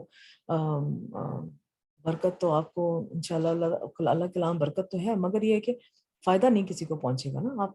آپ کو جو ہے وہ آپ کا دل نہیں بدلے گا، آپ کو ہدایت نہیں ملے گی. جب اللہ کی آیت انہیں سنائی جائیں تو ان کا ایمان بڑھ جاتا ہے. تو ایمان بڑھ جاتا ہے کہ دو ہیں باتیں، کہ ایک تو یہ کہ جس نے پہلے سے آلریڈی قرآن پڑھا ہوا ہے تو وہ اس بات کو اس میں اور جو ہے ایمان پیدا ہوتا ہے اور وہ اس بات کی تصدیق کرتا ہے اور اللہ کی باتوں کو سچ سمجھتا ہے. اور جس نے نہیں پڑھا ہوا فرسٹ ٹائم پڑھا ہے تو وہ اس کو جو ہے وہ اندر اس کے ایمان جو ہے وہ تازہ ہونا شروع ہو جاتا ہے. ایک جس نے پڑھ رکھا ہے اس کو خوف، اس کے اندر جو اللہ تعالیٰ کا خوف ہے اور بڑھ جاتا ہے، یعنی ایمان بڑھتا ہے تو اس کی خشیت بھی اتنی بڑھ جاتی ہے. قرآن میں غور و فکر کرنے سے ایمان بڑھنا، جب ایمان بڑھتا ہے تو انسان کے اندر خشیت بھی بڑھتی ہے، یعنی کہ اللہ تعالیٰ کا خوف بھی بڑھتا ہے. اور پھر جب بھی انسان کام کرتا ہے وہ اللہ تعالیٰ کے خوف کو آگے رکھتا ہے کہ اس میں یہ میرا کتنا کام کرنے والا ہے. فار ایگزامپل کسی نے آپ کو تھپڑ مارا ہے تو آگے سے آپ نے بھی اس تھپڑ کا جواب تھپڑ سے ڈیفینیٹلی دے سکتے ہیں, مگر اب آپ کو اللہ کا خوف آ گیا کہ جو ہے وہ اگر میں نے اس کو زور سے تھپڑ مار دیا اور اس نے مجھے ہلکا سا تھپڑ مارا مگر میں نے اس کے بالکل اس کے حساب کا تھپڑ نہ مارا تو پھر میں ظلم کرنے والوں میں سے ہو جاؤں گا, میری طرف سے زیادتی ہو جائے گی. تو پھر وہ اللہ کا خوف جیسے دل میں آیا تو انسان کیا کرتا ہے, اچھا چلو میں نے اللہ کے لیے تمہیں معاف کیا, ٹھیک ہے نا. تو ایسے ایمان بڑھتا ہے قرآن میں غور و فکر کرنے کے, اور اس کی وجہ یہ ہے کہ وہ ان کو کان لگا کر سنتے ہیں اور اس میں غور و فکر کرنے کے لیے اپنے دلوں کو حاضر کرتے ہیں. تو اس صورت میں ان کا ایمان بڑھ جاتا ہے, کیونکہ تدبر دلوں کے اعمال میں سے ہے. اور اس لیے کہ تدبر یعنی کہ ریفلیکٹ کرنا, پونڈر کرنا, اس چیز کو سوچنا کہ کیا کہا جا رہا ہے اور اس کا کیا مطلب ہے, اور ہم نے اپنے اوپر کیسے اس کو اپلائی کرنا ہے, دوسروں تک کیسے پہنچانا ہے. تو اس پہ جو ہے وہ اپنا غور و فکر کرنا, اس لیے کہ تدبر ان کے لیے ایسا معنی واضح کرتا ہے جس سے وہ پہلے ناواقف ہوتے ہیں. یا جو جیسے میں نے آگ کی مثال دی, پہلے آپ 15-20 سال سے کھانا بنا رہی ہیں تو آگ کو کبھی آپ بیچاری آگ کو کبھی آپ نے دیکھا ہی نہیں, مگر اب آپ نے آگ پہ غور و فکر کرنا شروع ہوئی کہ یہ اللہ کے اذن سے آگ گرم ہوئی تو میرا کھانا بنا, نہ گرم ہوتی تو میرا کھانا ہی نہ بننا تھا, ٹھیک ہے. تو وہ ایک دوسرے انداز سے انسان جو ہے نا اللہ تعالیٰ کی چیزوں کو دیکھنا شروع کر دیتا ہے. یا جو کچھ وہ بھول چکے ہوتے ہیں انہیں وہ یاد آ جاتا ہے. جیسے فار ایگزامپل اب ہمارے یہاں پہ سنو پڑ رہی ہے, سارے درخت جو ہے ایک پتا نہیں ہے درخت کے اوپر, اب ایسا آہستہ یہ بے جان, ایسا لگتا ہے کہ بے جان بالکل براؤن بلیک درخت ہے, کوئی ان میں ایسا لگتا نہیں کہ ان میں کبھی دوبارہ جان پڑے گی. مگر جیسی اسپرنگ آئے گی, سنو ختم ہوگی, چھوٹی چھوٹی پتیاں اور چھوٹی چھوٹی پومپلیں نکلنا شروع ہو جائیں گی, اور وہ ہمیں یاد دلاتی ہیں کہ ہم نے بھی اس طرح مر کے گل سڑ جانا ہے. اور جو ہے جب ہمیں اٹھایا جائے گا تو ہم ایسے ہی اٹھائے جائیں گے, زمین سے ایسے اگیں گے ہم لوگ. تو وہ جو باتیں ہمیں بھول جاتی ہیں, آخرت کی بات ہمیں بھول جاتی ہے, تو ان چیزوں کو دیکھ کے ہمیں یاد آتا ہے کہ جس طرح یہ ایک سیزن کے بعد, ایک خزاں کے بعد یہ پتے دوبارہ نکل رہے ہیں, ہم نے بھی مر کے دوبارہ اللہ تعالیٰ کے آگے حاضر ہونا ہے. تو دیکھنے کا انداز اور سوچنے کا انداز چینج ہو جاتا ہے جب ہم انسان قرآن کی آیات پہ غور و فکر کرتا ہے نا. تو یہ ایک فائدہ ہوتا ہے, ہمیں ہر وقت اپنی اوقات یاد رہتی ہے کہ ہماری کیا اوقات ہے, ہم نے اس دنیا میں کرنے کیا آئے تھے اور ہم کر کیا رہے ہیں. یا یہ غور و فکر ان کے دلوں میں نیکی کی رغبت اور اپنے رب کی کرامت کا شوق پیدا کرتا ہے. وہی جیسے میں نے پہلے لہروں کی بات کی کہ آپ سمندر کے کنارے جانے کا آپ کو شوق ہے, آپ لہریں دیکھ کے آپ خوش ہوتے ہیں, آپ کے دل کو سکون ملتا ہے. جب آپ نے قرآن پڑھا تو آپ نے غور و فکر کیا ان لہروں کے اوپر, تو پہلے 10-15 سال آپ ان لہروں کے اوپر نہیں دیکھ رہے, اس طرح سے غور و فکر نہیں کر رہے تھے. اب آپ ان کو لہروں کو دیکھ رہے ہیں اور آپ کو لگ رہا ہے کہ لہریں اللہ تعالیٰ نے کتنی خوبصورت چیز بنائی ہے, اور اس کی آواز ایسے لگ رہا ہے کہ یہ اللہ تعالیٰ کا کلام پڑھ رہی ہے یا اللہ تعالیٰ کے ذکر میں مشغول. ویسے بھی جو بھی آواز ہے کسی بے جان چیز کے اندر وہ اللہ تعالیٰ کا ذکر ہی کر رہی ہے. اور جہاں بھی ہمیں کوئی آواز آتی ہے, چاہے وہ پتے کی ہو, چاہے وہ کسی گلاس کی ہو, کسی شیشے کی ہو, کسی لہروں کی ہو, تو وہ ہمیں یہ یاد کراتی ہے کہ ہم نے بھی اللہ کا ذکر کرنا ہے. جیسے آپ کے گھر میں اگر برڈز ہیں, برڈز رکھے ہوئے ہیں, تو وہ اگر چوں چوں کر رہے ہیں بہت زیادہ, تو وہ ہمیں یاد کراتے ہیں کہ ہم اللہ کا ذکر کر رہے ہیں, تو تم بھی اللہ کا ذکر کرو. وہ سوچنے کا انداز جو ہے نا انسان کا تبدیل ہو جاتا ہے. یہ ہوتا ہے قرآن پہ غور و فکر کرنے کا انجام. تو اس سے نیکی کی رغبت پیدا ہوتی ہے اور اپنے رب کی کرامت کا شوق پیدا ہوتا ہے کہ ہم اللہ تعالیٰ کا دیدار کریں گے جس نے اتنی خوبصورت دنیا بنائی ہے. یا یہ تدبر اللہ کے عذابوں سے خوف یا اس کی نافرمانی سے باز آ جانے کے عمل کو پیدا کرتا ہے, اور ان سب چیزوں سے ایمان بڑھ جاتا ہے. وَعَلَىٰ رَبِّهِمْ يَتَوَكَّلُونَ, اور اپنے رب پر توکل کرتے ہیں. اب توکل کرنے کے 2 معنی ہیں. پہلا یہ کہ دنیا کے جن سختیوں کے بارے میں ان کو خوف لاحق ہوتا ہے, ان کے بارے میں اللہ پر بھروسہ کرتے ہیں کہ دنیا میں کوئی پریشانی آ گئی تو ویسے بھی اللہ تعالیٰ نے قرآن میں کہا ہوا ہے کہ میں تم لوگوں کو ضرور آزماؤں گا, پیسے سے, اولاد سے, اور کوئی نہ کوئی چیز چھین کے تم لوگوں کو ضرور آزماؤں گا. تو وہ دنیا کی جو سختیاں ہیں ان کے بارے میں جو اگر وہ آئیں گی بھی, یا صحت اگر انسان کے پاس نہیں ہے, اور وہ خوف انسان کو تو ہوتا ہے کہیں یہ نہ ہو جائے, میرا بچہ گیا ہے باہر کہیں ایکسیڈنٹ نہ ہو جائے, تو خوف تو ہوتا ہے, مگر ساتھ ساتھ ہمیں اللہ تعالیٰ پہ توکل ہوتا ہے کہ نہیں انشاءاللہ اللہ تعالیٰ ایسا جو ہے وہ اللہ تعالیٰ مجھے اس آزمائش میں نہیں ڈالیں گے. تو وہ ایک بھروسہ اللہ تعالیٰ کا انسان پہ قائم رہتا ہے. اگر وہ بھروسہ نہ ہو تو ہر وقت ہم تو جینا مشکل کر دیں گے, اپنا بھی اور لوگوں کا بھی, ٹھیک ہے نا. دوسرا توکل کا کیا مطلب ہے کہ اپنے وہ اعمال جن کے بارے میں وہ آخرت میں ثواب کی امید رکھتے ہیں, ان کے بارے میں وہ اللہ پر بھروسہ رکھتے ہیں. دیکھیں نا, اب اگر آپ نے دنیا میں کوئی اچھے کام کیے بھی ہیں اور کوئی نیکی اللہ تعالیٰ کے لیے خالص اللہ تعالیٰ کے لیے ہوگی کی بھی ہے, تو ان نیکیوں کو آگے ساری عمر سنبھال کے رکھنا بھی ایک بہت بڑا کام ہے. تو ان نیکیوں کو ہم نے کیسے سنبھال کے رکھنا ہے کہ اللہ تعالیٰ اس میں جو ہے بار بار اپنی نیتوں کو ٹٹولیں کہ ہماری نیت تو نہیں خراب رہی، ہم نے وہ جو 10 سال پہلے صدقہ خیرات کیا تھا اس میں ہماری نیت خالص اللہ کے لیے کہ نہیں، ہماری نیت تو نہیں خراب ہو رہی. تو وقتاً وقتاً مختلف چیزوں میں اپنے آپ کو ٹٹولا کریں. اور پھر انسان کو ہر وقت ڈر تو لگتا ہے کہ پتہ نہیں ہماری نیتیں اس قابل ہیں، ہماری جو ہے اعمال اس قابل ہیں کہ نہیں ہے، ہماری نیتیں کیسی ہیں. پھر وہ اتنا زیادہ اس میں اتنا ڈوب جانا کہ اپنے اعمال کرنا بند کر دینا یا اگلے اپنے آنے والی زندگی کے اعمال اثر انداز ہونا، وہ بھی غلط بات ہے. ظاہری بات ہے آپ پچھلوں کو لے کے بیٹھے جائیں گے تو آگے کیسے چلیں گے. تو اس بارے میں بھی اللہ پہ توکل کریں گے. انشاءاللہ میں نے کر دی اور اللہ کے سپرد ہے کہ انشاءاللہ اللہ تعالیٰ ان کی حفاظت کرنے والا ہے. فائدوں کے حصول اور نقصان کے بچنے کے لیے بھی رب پہ بھروسہ کرنا چاہیے، یعنی اپنے فائدوں کے حصول اور دینی اور دنیاوی نقصان کو دور کرنے پر میں اپنے دلوں میں اپنے رب پر بھروسہ کرتے رہیں اور انہیں پورا اعتماد اور یقین ہوتا ہے کہ اللہ یہ کام ضرور کرے گا. فار ایگزامپل بچے ہیں ایگزامس کی تیاری کر رہے ہیں، ان کو کہیں کہ اپنا بیسٹ کریں، ایگزام کی تیاری کریں، اس کے بعد اللہ پہ توکل کریں کہ نتائج اللہ تعالیٰ کے ہاتھ میں ہے، جو اللہ تعالیٰ آپ کے حق میں بہتر ہوگا وہ اللہ تعالیٰ کر دیں گے. اللہ زینہ اور ان کی جو آگے صفات اللہ تعالیٰ نے بتائی ہوئی تھی کہ جن کے دل اللہ تعالیٰ سے ڈرتے ہیں ان کی اور کیا صفتیں ہیں. ان کی یہ صفت ہے کہ جو نماز قائم کرتے ہیں اور جو کچھ مال اور دولت ہم نے انہیں دے رکھی اس میں سے خرچ کرتے ہیں. فرض اور نفل نماز کو اس کی ظاہری اور باطنی اعمال مثلاً دل کی حاضری، دل کے خشوع جو کہ نماز کی روح اور اس کا مغز ہے کے ساتھ قائم کرتے ہیں. یعنی وہ نفقات واجبہ مثلا نفقات واجبہ یعنی کہ زکوٰۃ، کفارہ، بیووں، اقارب و غلاموں پر خرچ کرتے ہیں، اور نفقات مستحبہ مثلا بھائی کے تمام راستوں میں صدقہ کرتے ہیں. تو یہ ایسے لوگ جو ہیں وہ نماز قائم کرتے ہیں اور اپنے آپ کو اللہ کے آگے جھکا کر بالکل سبمٹ کر کے غلاموں کی طرح اللہ کے آگے جھک کر، اور اس کے بعد جب وہ اپنی نمازوں سے فارغ ہوتے ہیں تو جو ان کو چیز زندگی میں مغرور بنانے والی ہے، تکبر میں مبتلا کرنے والی، اس کو پھر خرچ کرتے ہیں. اس کو خرچ کروں گا تو میں عاجزی میں رہوں گا، اس کو خرچ نہیں کروں گا تو میں عاجزی میں نہیں رہوں گا. یہ مال کو دیکھ دیکھ کے مجھے اور تکبر آتا جائے گا، تو اسی مال کو اپنی جان سے جو ہے نا چھٹکارا اس سے حاصل کرتے ہیں صدقہ اور زکوٰۃ کے ذریعے. اچھا اس میں جو ہے یہاں پہ ذکر کیا ہوا ہے کہ یہ جو یقیمون الصلاۃ ومما رزقناہم، یہ اس میں ہے کہ یہ پریزنٹ ٹینس اور فیوچر ٹینس میں بات ہو رہی ہے، لائک پریزنٹ اور فیوچر کی بات، یہ پاسٹ کی بات نہیں ہو رہی.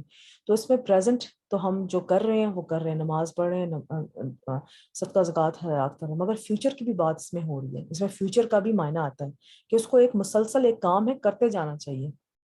ٹھیک ہے، کرتے ہیں، دکھا رہے ہیں. اب اگر آپ عربی میں اگر اس کی وہ اگر گرامیٹیکل پتہ ہونا تو وہ پھر زیادہ سمجھ آتی ہے، اردو میں اتنا نہیں پتہ لگا. مگر عربی میں جو ہے نا پریزنٹ اور فیوچر ایک ہی بات کو پریزنٹ بھی کہا جاتا ہے اور فیوچر بھی کہا جاتا ہے. تو جو ہے اس میں وہ فعل مضارع کا جو ہے وہ صیغہ ہے.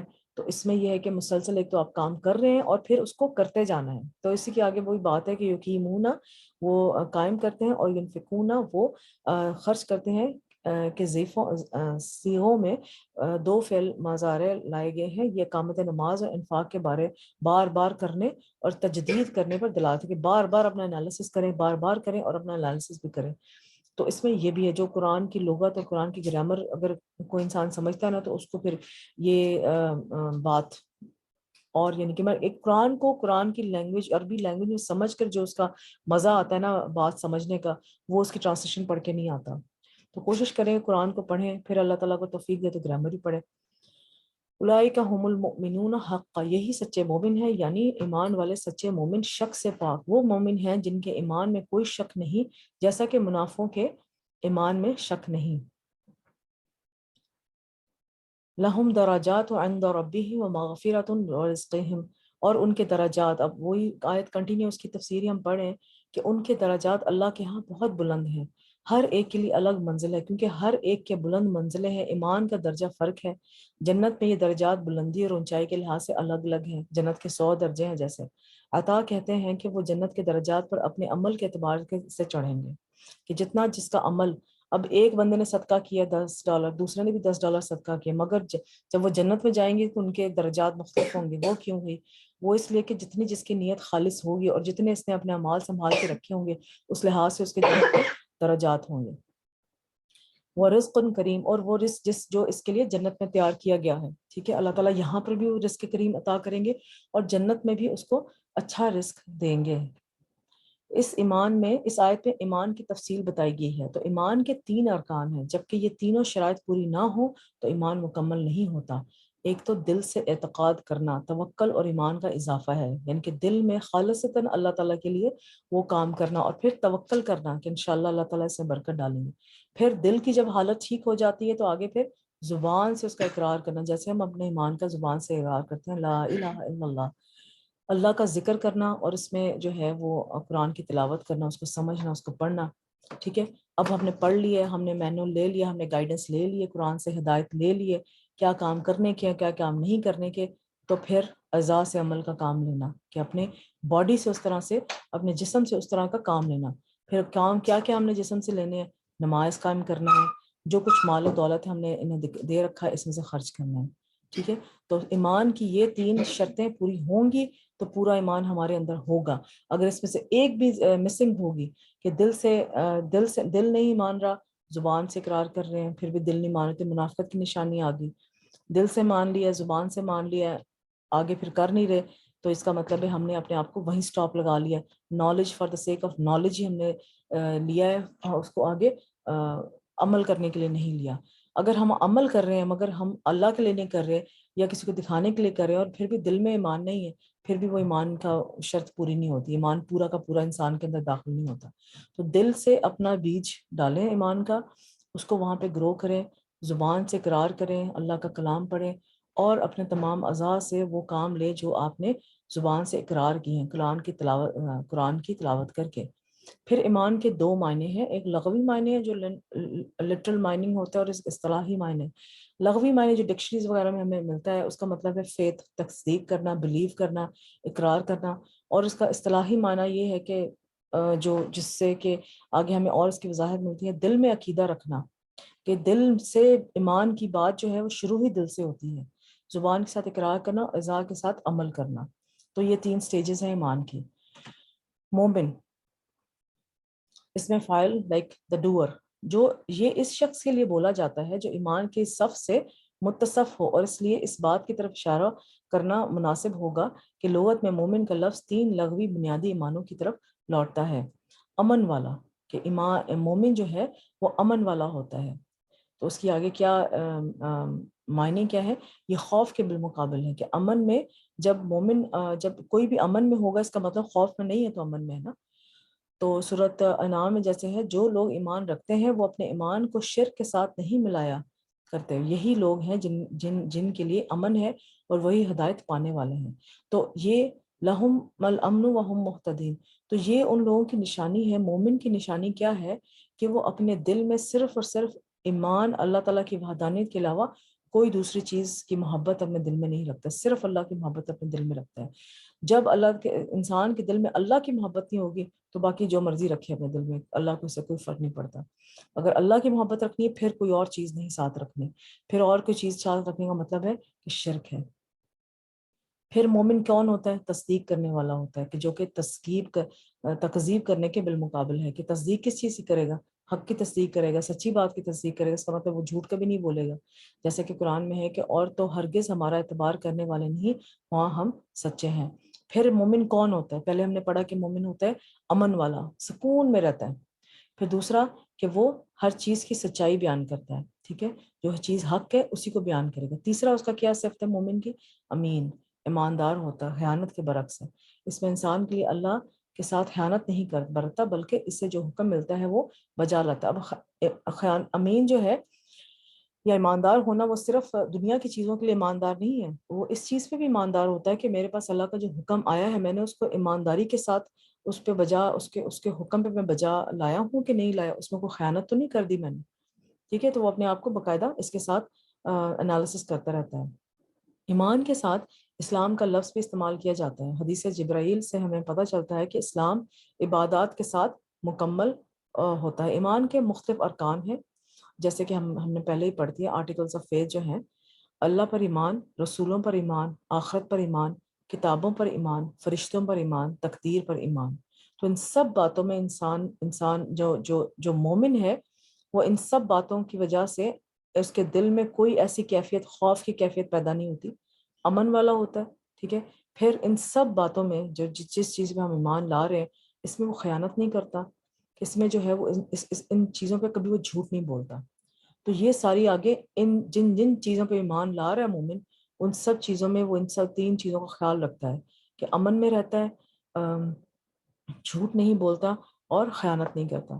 انسان اسلام میں داخل ہوتا ہے تو پھر جب وہ اس پر عمل کرتا ہے تو ترقی کرتے کرتے ایمان کے مرتبے تک اور اعلیٰ مرتبے تک پہنچتا ہے، جس کے لیے وعدہ کیا گیا ہے کہ لہم درجات، ان کے لیے درجات ہیں. اب یہ ساری باتیں ہمیں بیسیکلی KG1 سے پتہ ہے، ہم لوگ جب کنڈر گارڈن میں تھے تب سے ہمیں یہ پتہ ہے، مگر وہ دل تک کیوں نہیں پہنچی؟ کیونکہ ہم نے کبھی ٹرائی نہیں کی. تو آج سے ٹرائی کریں.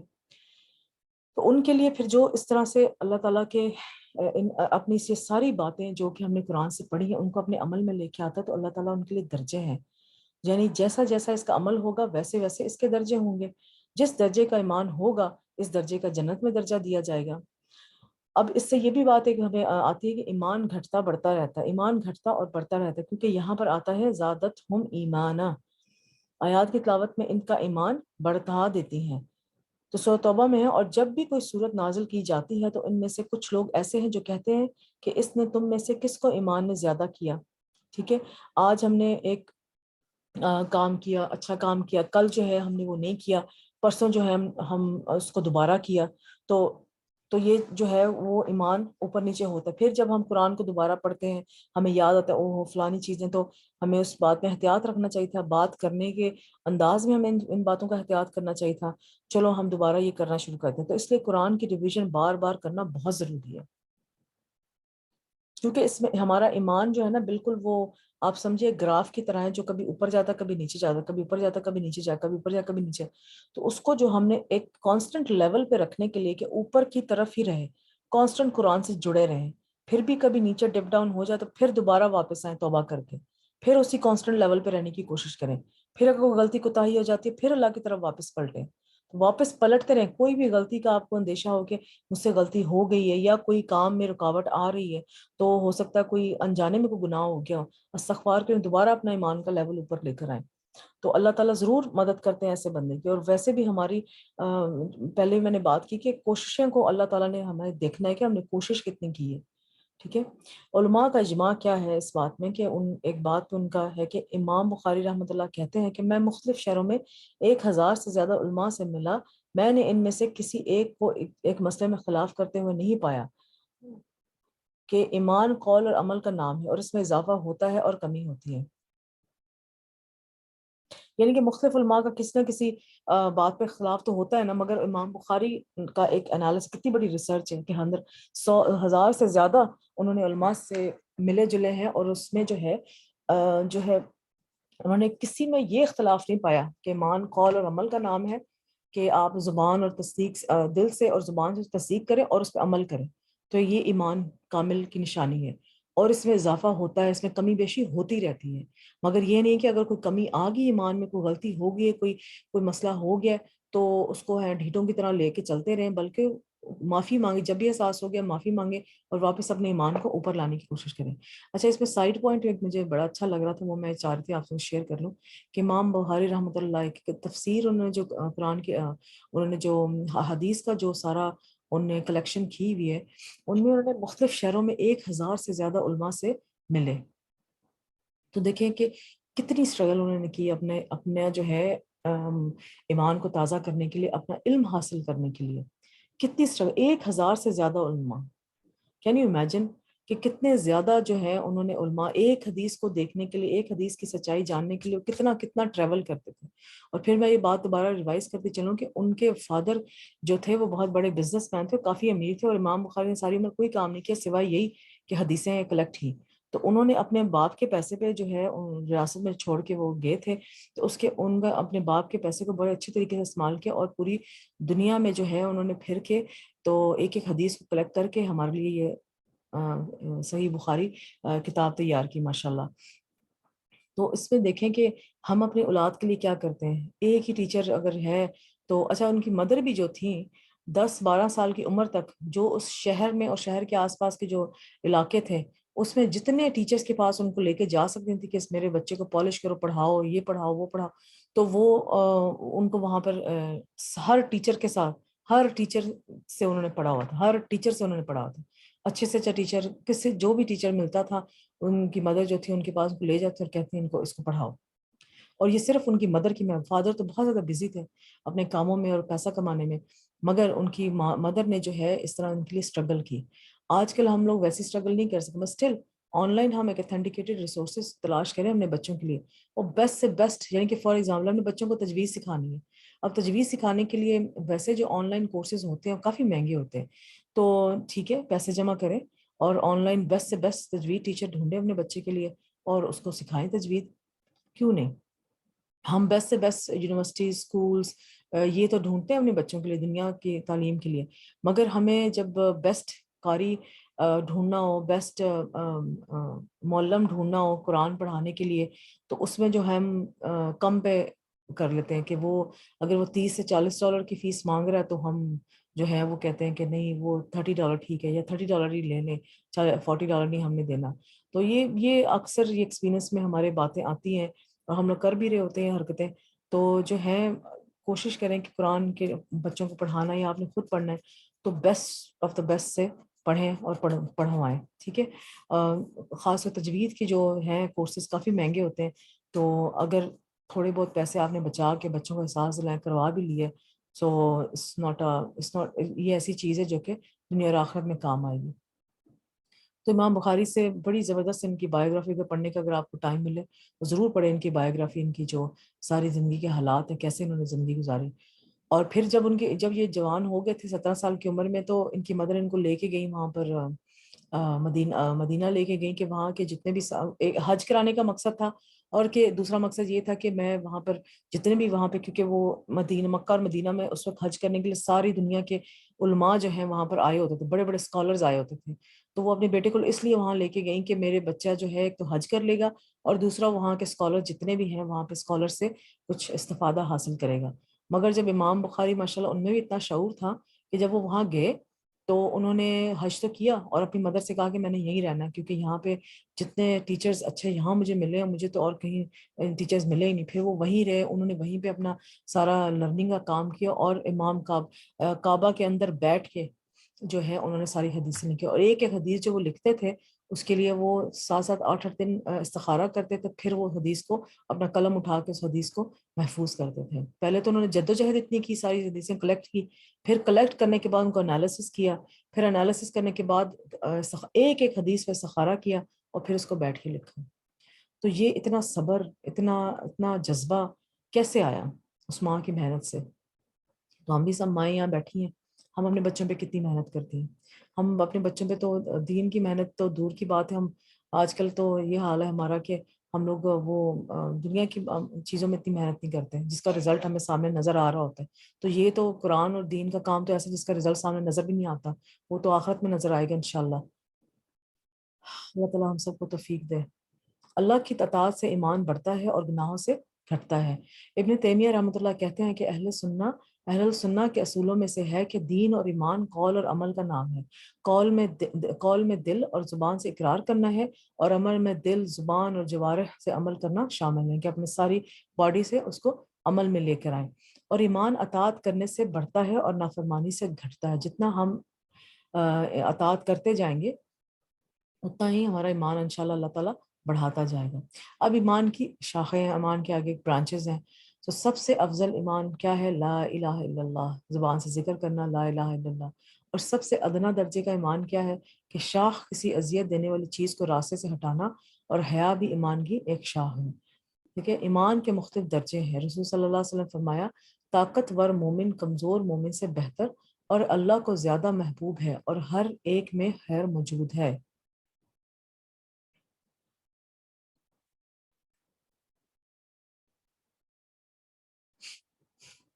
تو طاقتور مومن کون ہوگا؟ طاقتور مومن وہی ہوگا جو کہ جس کے اندر ایمان کی قوت ہوگی، جس نے زبان سے اور دل سے جو اقرار کیا اس کو اپنے ایکشنز میں بھی لے کر آئے گا. تو وہ طاقتور مومن ہے. کمزور مومن وہ ہے کبھی کیا کبھی نہیں کر لیا، کوئی بات مانی کبھی نہیں مانی، چلو ٹھیک ہے. اللہ کے نزدیک جو سب سے زیادہ بہترین محبوب جو ہے وہ طاقتور مومن ہے۔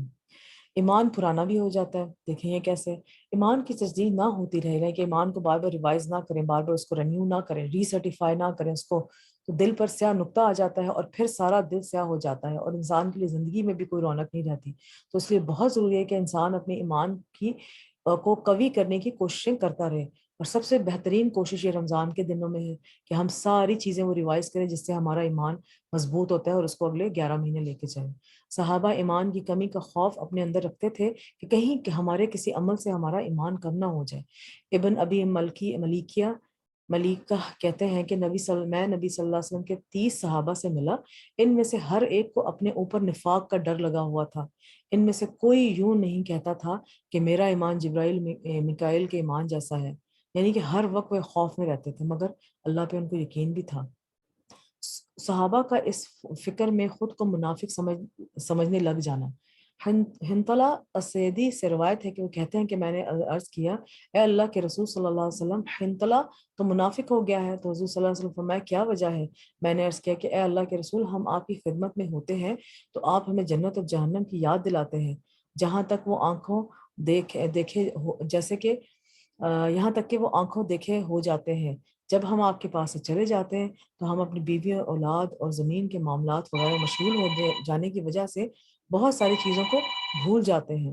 تو حضور اکرم صلی اللہ علیہ وسلم نے فرمایا اس ذات کی قسم جس کے ہاتھ میں میری جان ہے، اگر تم اس کیفیت پر ہمیشہ رہو جس حالت میں میرے پاس ہو، ذکر میں مشغول رہتے ہو، تو فرشتے تمہارے بستروں پر تم سے مصافحہ کریں گے اور تمہارے راستوں میں بھی۔ لیکن اے خنطلہ، وقت وقت کی بات ہے، آپ صلی اللہ علیہ وسلم نے 3 بار یہ فرمایا کہ اللہ تعالیٰ کا جب ذکر ہو رہا ہو، ایمان کی جب محفل میں انسان بیٹھا ہو، تو جو دل کے اوپر کیفیت ہو، وہ دل کی کیفیت جو ہے اس محفل کو چھوڑ کے جانا ہے کہ بعد بھی اگر وہ رہے تو بہتر ہے۔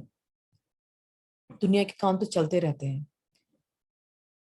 تو جو صحابی تھے، وہ جب ان کی کیفیت چینج ہوتی ہے، وہ اپنے آپ کو منافق سمجھنا شروع کہ شاید ہم منافق اس لیے ہم یہ کام کر رہے ہیں۔ ایمان کی اہمیت اور فضیلت، سب سے افضل عمل ہے، مومن اور غیر مومن برابر نہیں۔ تو کیا ہے وہ شخص جو مومن ہو وہ اس طرح ہو سکتا ہے جو نافرمان ہو؟ یہ دونوں برابر نہیں ہو سکتے۔ اب جیسے آگ پانی جیسے برابر نہیں ہو سکتے، ٹھیک ہے، مگر ان کے اپنے اپنے فائدے ہیں۔ تو مومن اور غیر مومن بھی برابر نہیں ہو سکتے۔ سیدھے راستے کی طرف ہدایت ملنا، اور بے شک اللہ ان لوگوں کو ایمان لائے یقیناً سیدھے راستے کی طرف ہدایت دینے والا ہے۔ روشنی ملنا، اللہ ان لوگوں کا دوست ہے جو ایمان لائے ہیں، وہ انہیں اندھیروں سے نکال کر روشنی کی طرف لے آتا ہے۔ حیات طیبہ ملنا، جو شخص بھی نیک عمل کرے، خواہ مرد ہو یا عورت، بشرطیہ وہ مومن ہو، تو ہم اسے پاکیزہ زندگی بسر کرائیں گے اور آخرت میں ان کے بہترین اعمال کے مطابق انہیں ان کا اجر ملے گا۔ یعنی کہ ایمان کا ہم نے سارا پڑھ لے کہ ایمان کیسے ہوتا ہے، اس کی شاخیں کیا ہیں، اس کی ریکوائرمنٹس کیا ہیں ایمان ہونے کی۔ پھر مومن، جب ایمان انسان کے دل میں آ جاتا ہے تو وہ مومن بن جاتا ہے انسان۔ تو مومن کے لیے اللہ تعالیٰ نے وعدہ کیا ہوا ہے کہ میں اسے پاکیزہ زندگی بسر کراؤں گا۔ تو اچھی زندگی کے لیے مومن کا طریقہ کار اختیار کرنا چاہیے۔ دنیا اور آخرت میں ثابت قدمی ملنا، جو لوگ ایمان لائے انہیں اللہ قول ثابت کلمہ طیبہ سے دنیا کی زندگی میں بھی ثابت قدم رکھتا ہے اور آخرت میں بھی رکھے گا۔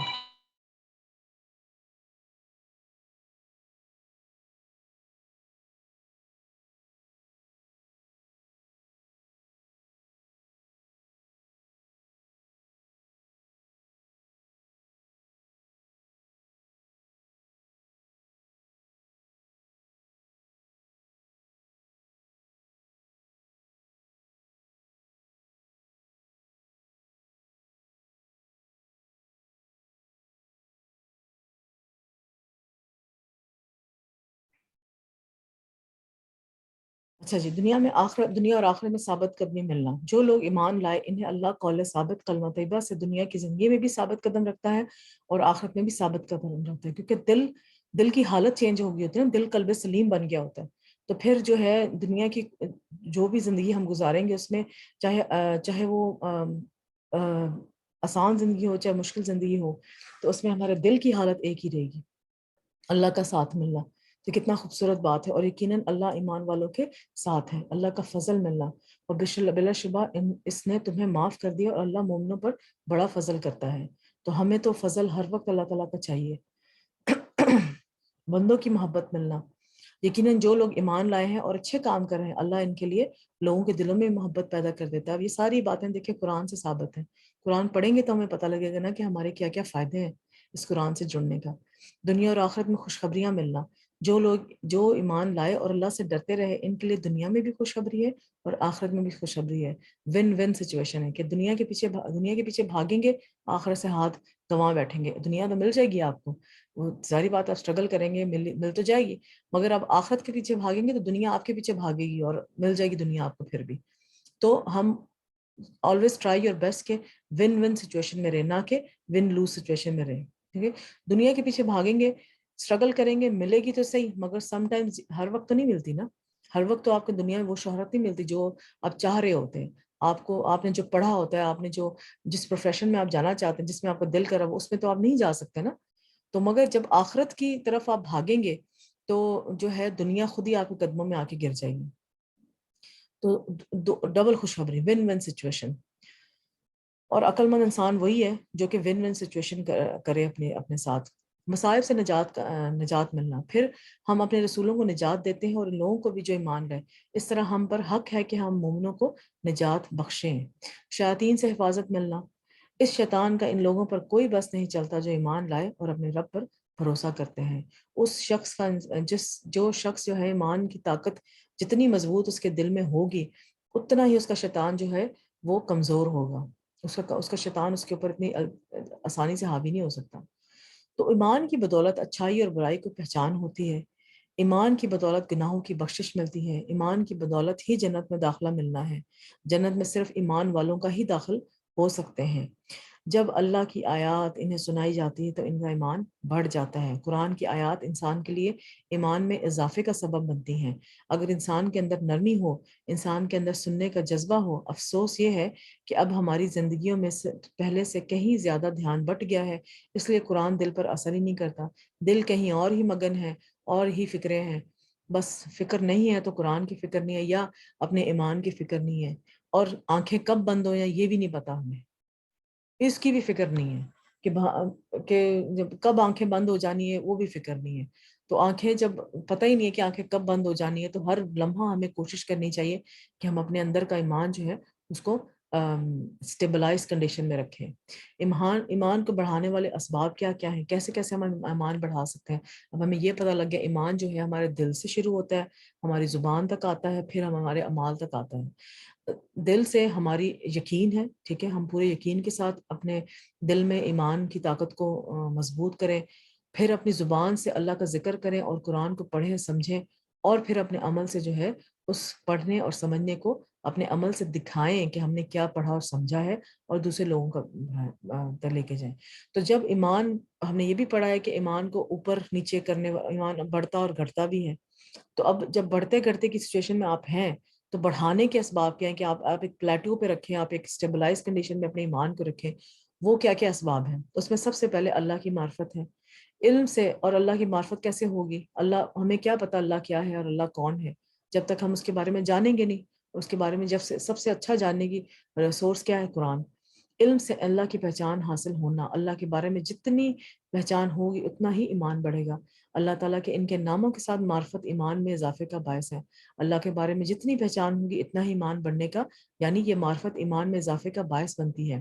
اور اس معرفت کے لیے اللہ کے ناموں کو جاننا, پڑھنا اور اللہ کی توحید ربوبیت, توحید الوہیت, توحید اسماء و صفات کو جاننا یہ بہت ضروری ہے.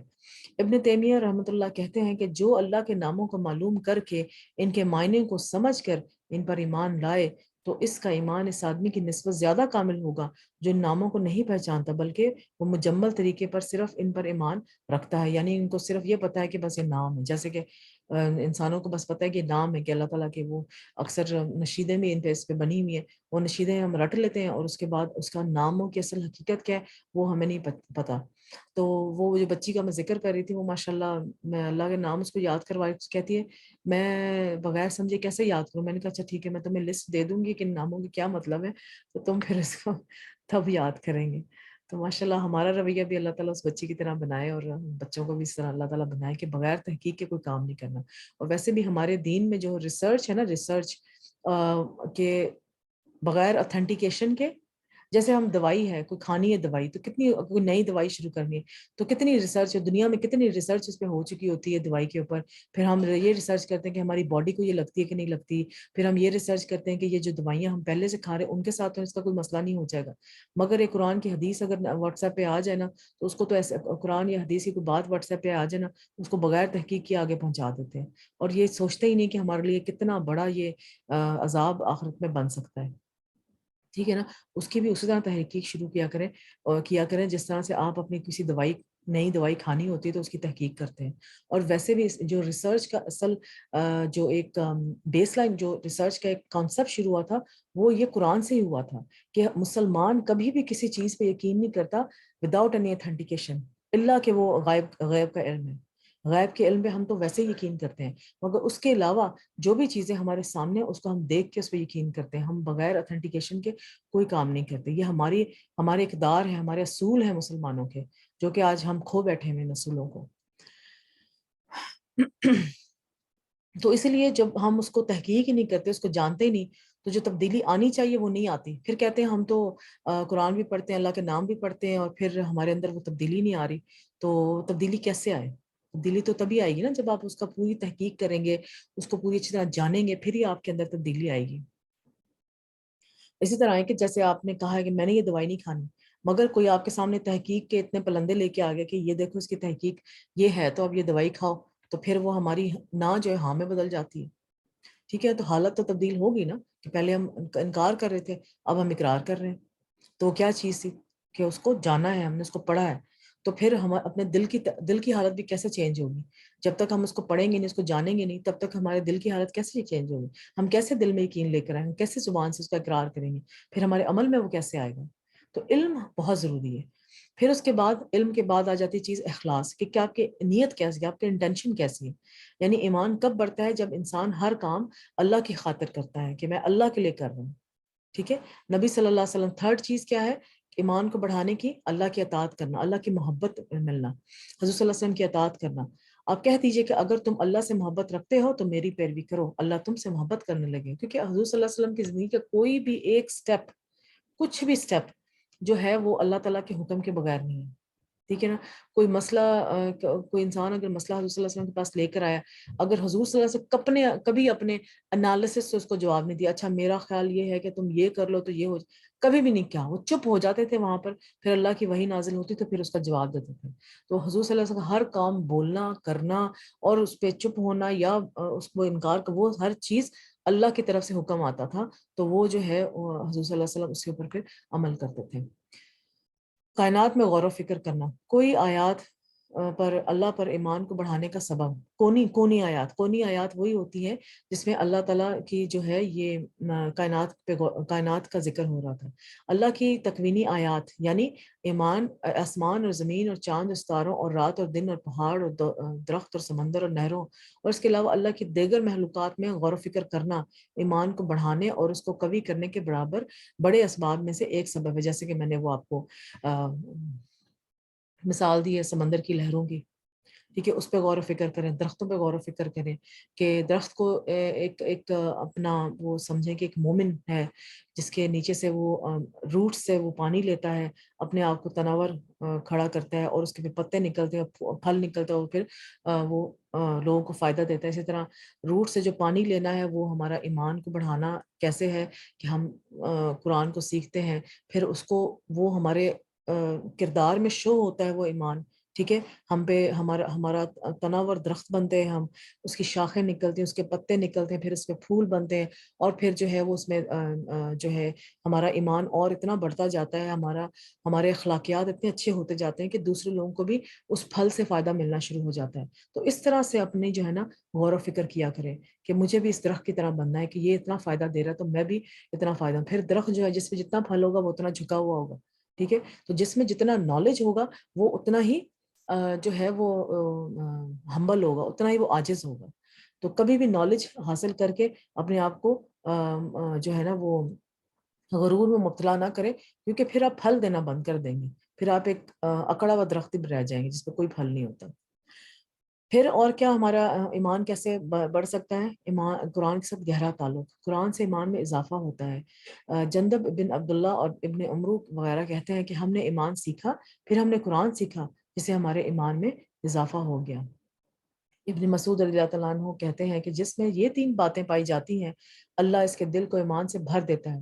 عالم کی صحبت اختیار کرنا، جیسے ہم نے امام بخاری کی جو ہے آیات کے بارے میں نے آپ کو بتایا، اور ہم نے ایک وہ بات بھی پڑھی ان کی کہ 1000 علماء کے پاس وہ جا کے، تو یعنی کہ دن رات وہ صرف علماء کی صحبت میں رہتے ہوں گے، تو پھر تو دل کے ایمان تو بڑھنا ہی ہے نا۔ قرآن کی تلاوت کرنا، اونچی اونچی قرآن کی تلاوت کیا کرے، اللہ کہ کسی کو تکلیف دینے کا مقصد نہ ہو، یا اگر کوئی ساتھ بیٹھا ہو سو رہا ہو تو تب تو اونچی نہ کرے، مگر اتنا ضرور اونچا پڑھیں یا وسپر کر کے پڑھیں کہ آپ کے اپنے کانوں تک وہ بات جا رہی ہو۔ پھر کہیں پر آ کر رک کر اس بات کو سوچے سمجھے اور اپنے اوپر اپلائی کرنے کی کوشش کرے، اور اس کا ترجمہ پڑھ کے آگے اس کو کرنے کی کوشش کرے۔ اور روزے رکھنا تو صبر، تقوی، روزے تو ہیں ہی اس لیے کہ تقوی انسان کے اندر آئے۔ تقوی یہ ہے کہ ہر چیز کہ کیسے اللہ کا خوف کی پریکٹس ہم نے کیسے کرنی ہے، کہ کھانے پینے سے اور جو حلال چیزوں سے رک کے ہم نے وہ پریکٹس کیسے کرنی ہے، کہ اپنے آپ کو روکنا کیسے۔ پھر اس طرح ہم لوگ گناہوں سے رکتے ہیں۔ اگر ہم اپنی سب سے اچھی چیزوں سے، جس کے بغیر ہمارا گزارا نہیں ہوتا، چائے لے لیں، آپ چائے کافی لے لیں، اس سے ہم رک سکتے ہیں، تو جو ہے ہم برے کاموں سے بھی اس کا مطلب برے کاموں سے بھی رک سکتے ہیں۔ تو اس لیے روزہ رکھنا جو ہے وہ ایمان کو بڑھاتا ہے۔ شیخ سعدی کہتے ہیں، اور انہوں نے جب یہ اس آیت کی تلاوت کی تو اس کی وجہ یہ ہے کہ اللہ کی آیات کو حضور قلب کے ساتھ غور سے سنتے ہیں تاکہ وہ اس میں غور و فکر کریں، جس سے ان کے ایمان میں اضافہ ہو، کیونکہ تدبر دل کے اعمال میں سے ہے، کہ سوچنا اور غور و فکر کرنا، ریفلیکٹ کرنا اس بات پہ، تو وہ اللہ تعالیٰ کے وہ دل کے اعمال میں سے ہے۔ نیز ان کے لیے وہ معنی بھی واضح ہو جاتے ہیں جس سے وہ لا علم ہوتے ہیں۔ کبھی کبھی ایسے چیزیں بھی ہم بات کچھ اور سوچ رہے ہوتے ہیں، کوئی اور جو ہے وہ سچ ہمارے سامنے آ جاتا ہے، اور ان کو ان امور کی یاد دہانی ہو جاتی ہے جس کو وہ فراموش کر چکے تھے، یا ان کے دلوں میں نیکیوں کی رغبت پیدا ہو جاتی ہے، اور اپنے رب کے اکرام و تکریم کے حصول کا شوق پیدا ہو جاتا ہے، یا ان کے دلوں میں عذاب سے خوف اور نافرمانی سے ڈر پیدا ہو جاتا ہے، اور ان تمام امور سے ایمان بڑھتا ہے۔ قرآن میں تدبر کرنا، پہلے بھی ہم پڑھ چکے ہیں۔ قرآن میں تدبر سے انسان دوسروں کی بات بھی آسانی سے سمجھ جاتا ہے۔ جو شخص اللہ کے کلام میں غور کرتا ہے، اس کو پہچان لیتا ہے اور اس کی قدرت کو پہچان لیتا ہے، تو دیکھیں نا کیسے ہوگا کہ جب اللہ نے اتنی خوبصورت مثالیں قرآن میں دی ہوئی ہیں، مچھر کی مثال ہی لے لیں، پھر ایک کھجور کے درخت کی مثال لے لیں، اور منافق کی مثال، کتنی مثالیں انسان نے دی ہوئی ہیں۔ تو جب اللہ تعالیٰ جو مثالیں دے رہا ہے اور ہماری عقل اس چیز کو سمجھنے کی کوشش کر رہی ہے اور سمجھ بھی رہی ہے، ٹھیک ہے، تو اس کا مطلب اللہ تعالیٰ نے جو کلام لکھا ہوا ہے اس کو جب ہم اپنی عقلوں سے سمجھنے کی کوشش کریں گے، اس کا مطلب ہے ہماری حکمت میں تو کچھ نہ کچھ بہتری آئے گی نا۔ اس کا مطلب عقل مندی لوگ ہیں نا ہم لوگوں کو بات سمجھ آ رہی ہے۔ تو اس طرح جب زندگی کے معاملات میں ہم نے اپنی کوئی بات کسی کو سمجھانی ہوگی تو وہ ہم اچھی طرح سے بات سمجھا سکیں گے، کسی کی بات اچھی طرح سمجھ سکیں گے، کیونکہ انسانوں کی بھی باتیں تو سمجھ جو ہے وہ سمجھ بھی آ جائیں گے۔ اللہ کی بات سمجھ آ رہی تو انسانوں کی باتیں سمجھ آ جائیں گی، پھر اس میں آسانی ہمیں پیدا ہو جائے گی۔ ایک انسان کے اندر ایک ٹھہراؤ آ جاتا ہے، انسان کے اندر ایک شعور پیدا ہو جاتا ہے، ایک حکمت پسندی والی زندگی انسان گزارنا شروع کرتا ہے۔ اور سب سے زیادہ ہماری زبان کی جو ہمارے خطرناک کام ہم زبان سے کرتے ہیں، اس کو ہمیں استعمال کرنا آ سکے، اس کو ہم نے کس طرح استعمال کرنا ہے۔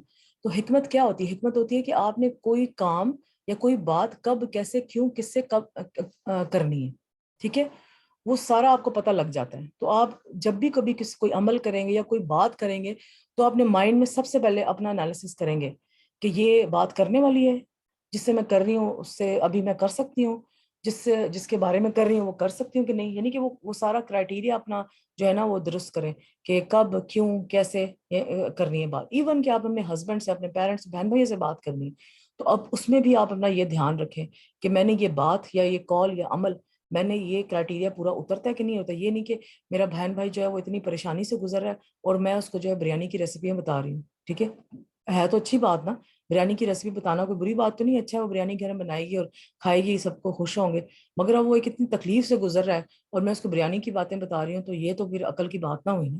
تو جب ہم قرآن پڑھتے ہیں نا تو ہمیں یہ ساری باتیں سمجھ آتی ہیں کہ ہم نے کیا بات کب کہاں کس وقت کیسے کرنی ہے۔ یہ حضور صلی اللہ علیہ وسلم کے عادات سے ہمیں پھر پتہ لگتا ہے کہ انہوں نے کیا اپنی زندگی میں کیا تھا، تو ہم بھی اپنی زندگی میں ویسے ہی، جیسے فار ایگزامپل میں کوئی بات بتاتی ہوں جب حضرت عائشہ رضی اللہ تعالیٰ عنہ پہ بہتان لگا تھا زنا کا، تو اس کے بعد جیسے کل بھی میں نے بات کی تھی، تو ان کی ماں کا رویہ کیا تھا؟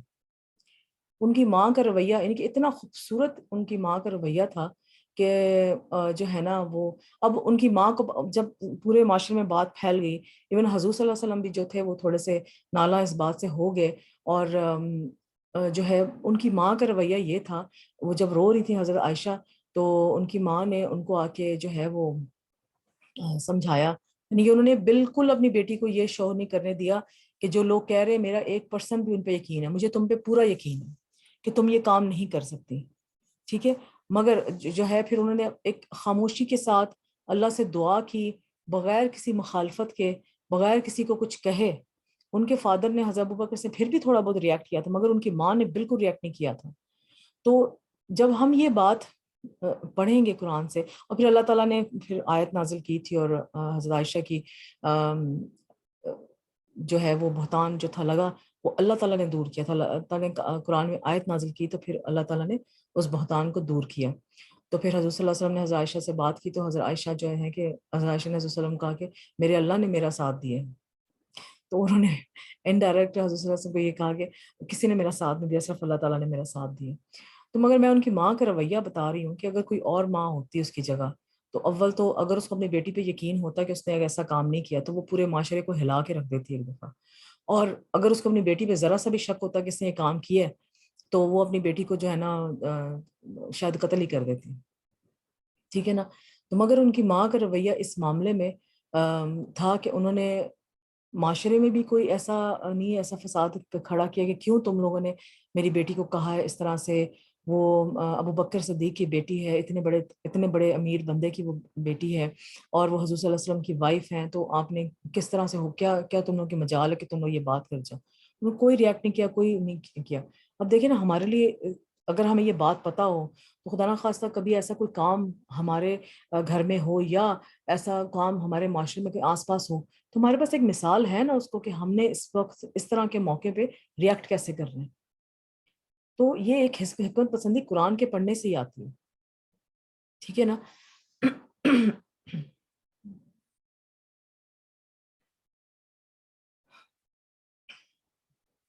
قرآن عمل کے لیے سیکھیے، خاموشی کے ساتھ سنیں اور غور کریں، اور قرآن جب پڑھیں تو سوچیں یہ اللہ کا کلام پڑھ رہی ہوں، اور جب سچے لوگوں کا ذکر آئے تو دعا مانگیں کہ اللہ ہمیں بھی ان میں سے شامل کر دے، اور جب جھوٹے اور جھوٹ بولنے والے کا ذکر آئے تو اس وقت انسان کا رویہ ہو کہ وہ اللہ کے اس خطاب کو ذہن میں رکھے اور اپنے ساتھ عہد کرے کہ میں ایسا عمل نہیں کروں گا، وہی نا، اپنا انالیسس بار بار کرتے رہیں اور اپنی اصلاح ہمیشہ کرتے رہیں۔ قرآن کی بدولت اللہ کا قرب حاصل ہوتا ہے، قرآن کی بدولت اللہ کی محبت ملتی ہے، اللہ کی رحمت ملتی ہے، نیک اعمال کا حرص، کہ جب ہم ایمان کو بڑھانے کا جو ہے وہ ایک اور طریقہ، چھٹا طریقہ کیا بتایا گیا ہے کہ نیک اعمال ایمان میں اضافے کا باعث بنتا ہے، کہ جیسے ہی آپ نیک عمل کرتے ہیں تو آپ کا ایمان اور بڑھتا ہے، جو سکون، جو خوشی، جو آگے آپ کو وہ اس کی برکتیں آپ دیکھتے ہیں نا، تو آپ کا بار بار وہ نیک عمل کرنے کا دل کرتا ہے، پھر آپ کا ایمان بڑھے گا، پھر آپ نیک عمل کریں گے، ایک کنٹینیوس سائیکل میں آپ آ جاتے ہیں۔ تو اللہ تعالیٰ ہمیں بھی وہ سائیکل میں رکھے، فرائض اور نوافل کی ادائیگی بہتر ہونے لگتی ہیں، کہ ہمارے جو نوافل ہیں، ہمارے نماز جو ہیں وہ سارے اچھے ہونے لگتے ہیں، زندگی میں دیگر تبدیلیاں آتی ہیں، یعنی کہ پاکیزگی سے محبت ہونے لگتی ہے، سادگی اختیار کرتا ہے، لوگوں کی اچھائیوں کو یاد رکھتا ہے، ٹھیک ہے، انسان، کوئی بھی انسان پرفیکٹ نہیں ہے، تو کسی کے ساتھ اگر اونچ نیچ ہو بھی جاتی ہے، کوئی اگر غلط بات کر بھی دیتا ہے، تو ہمیشہ اس کی اچھائی یاد رکھیں کہ اس نے کبھی زندگی میں کوئی اچھائی تو کی ہوگی، ٹھیک ہے۔ اور پھر کم گفتگو انسان کرتا ہے، کہ کم سے کم گفتگو کرے، کہ زیادہ گفتگو کرنے سے زیادہ گناہ، زبان سے ہی زیادہ گناہ ہے، عورتوں کا تو خاص طور پر خیال کرنا چاہیے، مشکلات میں صبر کرنا آ جاتا ہے، اپنے بھائی کے لیے بھی وہی پسند کرتا ہے جو اپنے لیے پسند کرتا ہے، تو یہ جو کام ہے نا، اپنے بھائی کے لیے وہی پسند کرتا ہے اور جو اپنے لیے پسند کرتا ہے، تو یہ ضرور رمضان میں تو ضرور کریں۔ پڑوسی کا خیال رکھنا، جھوٹ چھوڑ دیتا ہے. کچھ ایسے کام ہیں جو انسان کے ایمان کو گھٹا دیتے ہیں، مثلاً غفلت، بے دھیانی سے قرآن سننا، اور اس کو جو ہے اچھا سن لیا میں نے، اپنے 2 گھنٹے پورے کر لیے قرآن کو سننے کے، اب آگے میں جانوں میرا اللہ جانے. یہ غفلت کا طریقہ ہے. دنیا میں مگن ہونا، ان کی دنیا کی زندگی میں اتنے مگن ہو جانا کہ بس وہی اسی کو کام کرتے جانا. تو جو ہے اس خاص طور پہ اس رمضان کے مہینے میں دنیا کے کام ذرا کم کر دیں، ٹھیک ہے، تاکہ جب ہم رمضان سے نکلے تو دنیا اور آخرت دونوں کے کام جو ہے نا ہم بیلنس طریقے سے لے کے چلیں. دنیا کو آخرت پر ترجیح دینا کہ دنیا کو آخرت پر چاہیے، اس کی کتنی مثالیں ہمارے سامنے ہیں، تو اس میں جو ہے نا آخرت کو ترجیح ہمیشہ دینی چاہیے دنیا سے. یعنی مال کی محبت میں اضافہ ہونا، اس کی وجہ سے دین کے کاموں میں غفلت برتنا کہ چلو ٹھیک ہے میں جو ہوں زیادہ کام کر لیتا ہوں، یا ایسی جگہ فار ایگزامپل جو نارتھ امریکہ میں یا UK یورپ وغیرہ میں لوگ رہتے ہیں، مسلمان رہتے ہیں، تو ان کے لیے اکثر میں نے دیکھا ہے کہ اکثر جو لوگ ہیں نا وہ جاب کرتے ہوئے یہ بات کا بڑا خیال رکھتے ہیں کہ ہماری جمعے کی نماز جو ہے نا وہ خراب نہ ہو. وہ ویکینڈ پہ کام کر لیں گے مگر جمعے کی نماز نا وہ خراب نہیں ہونے دیتی. کہتے ہیں ہمیں جمعے کی نماز کے وہ 2 گھنٹے دے دو، اس کے بدلے ہم سے پورا ویکینڈ کا کام کرا لو.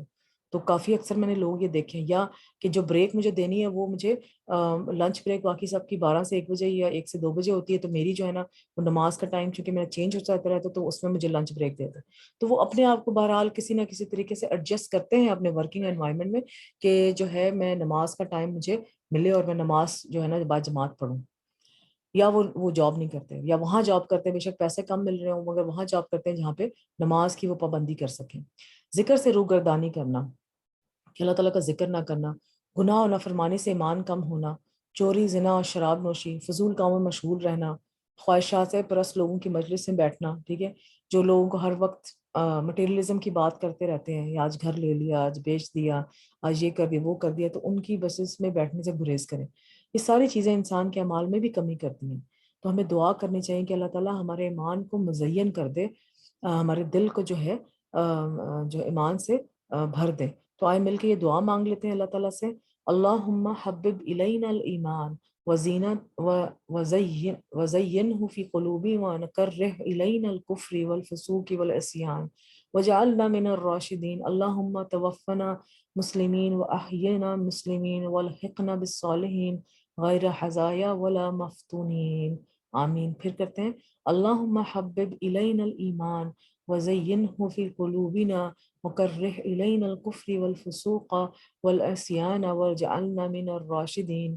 اللہم توفنا مسلمین واحینا مسلمین والحقنا بالصالحین غیر حزایا ولا مفتونین. اس کی اردو پڑھ لیتے ہیں. اے اللہ ایمان کو ہمارے لیے محبوب کر دے اور اسے ہمارے دلوں میں مزین کر دے، اور کفر، فسق اور عصیان کو ہمارے لیے ناپسندیدہ کر دے اور ہمیں سیدھی راہ پر چلنے والا بنا دے.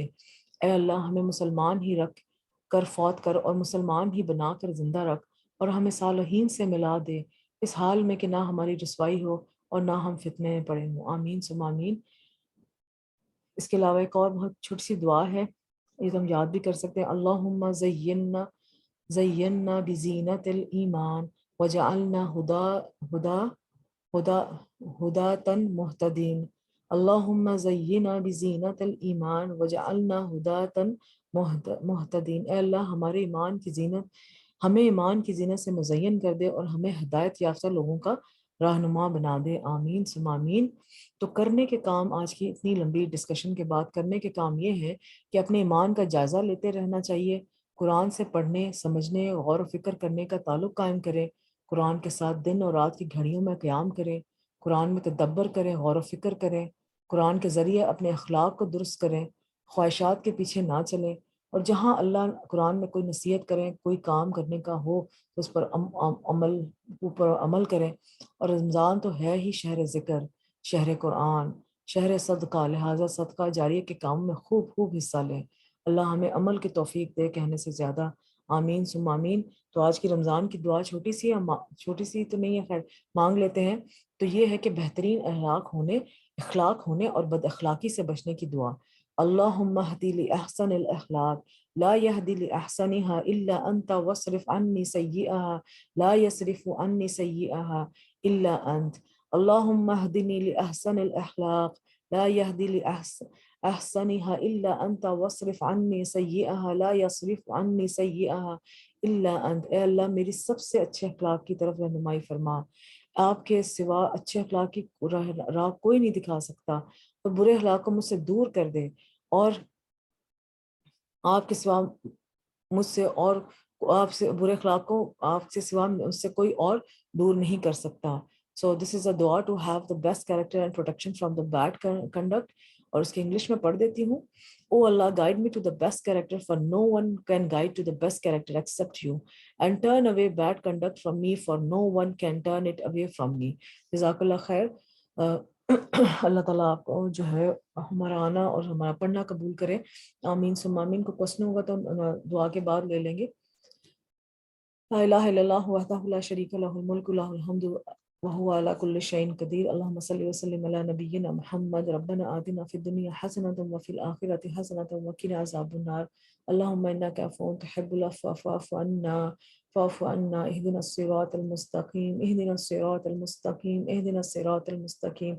اللهم أجرني من النار اللهم أجرني من النار اللهم أجرني من النار. اللهم إني أسألك الجنة الفردوس اللهم إني أسألك الجنة الفردوس اللهم إني أسألك الجنة الفردوس. اللهم صل وسلم على نبينا محمد. آمين ثم آمين. سبحان الله والحمد لله سبحانك اللهم وبحمدك أشهد أن لا إله إلا أنت أستغفرك وأتوب إليك. السلام عليكم ورحمة الله وبركاته.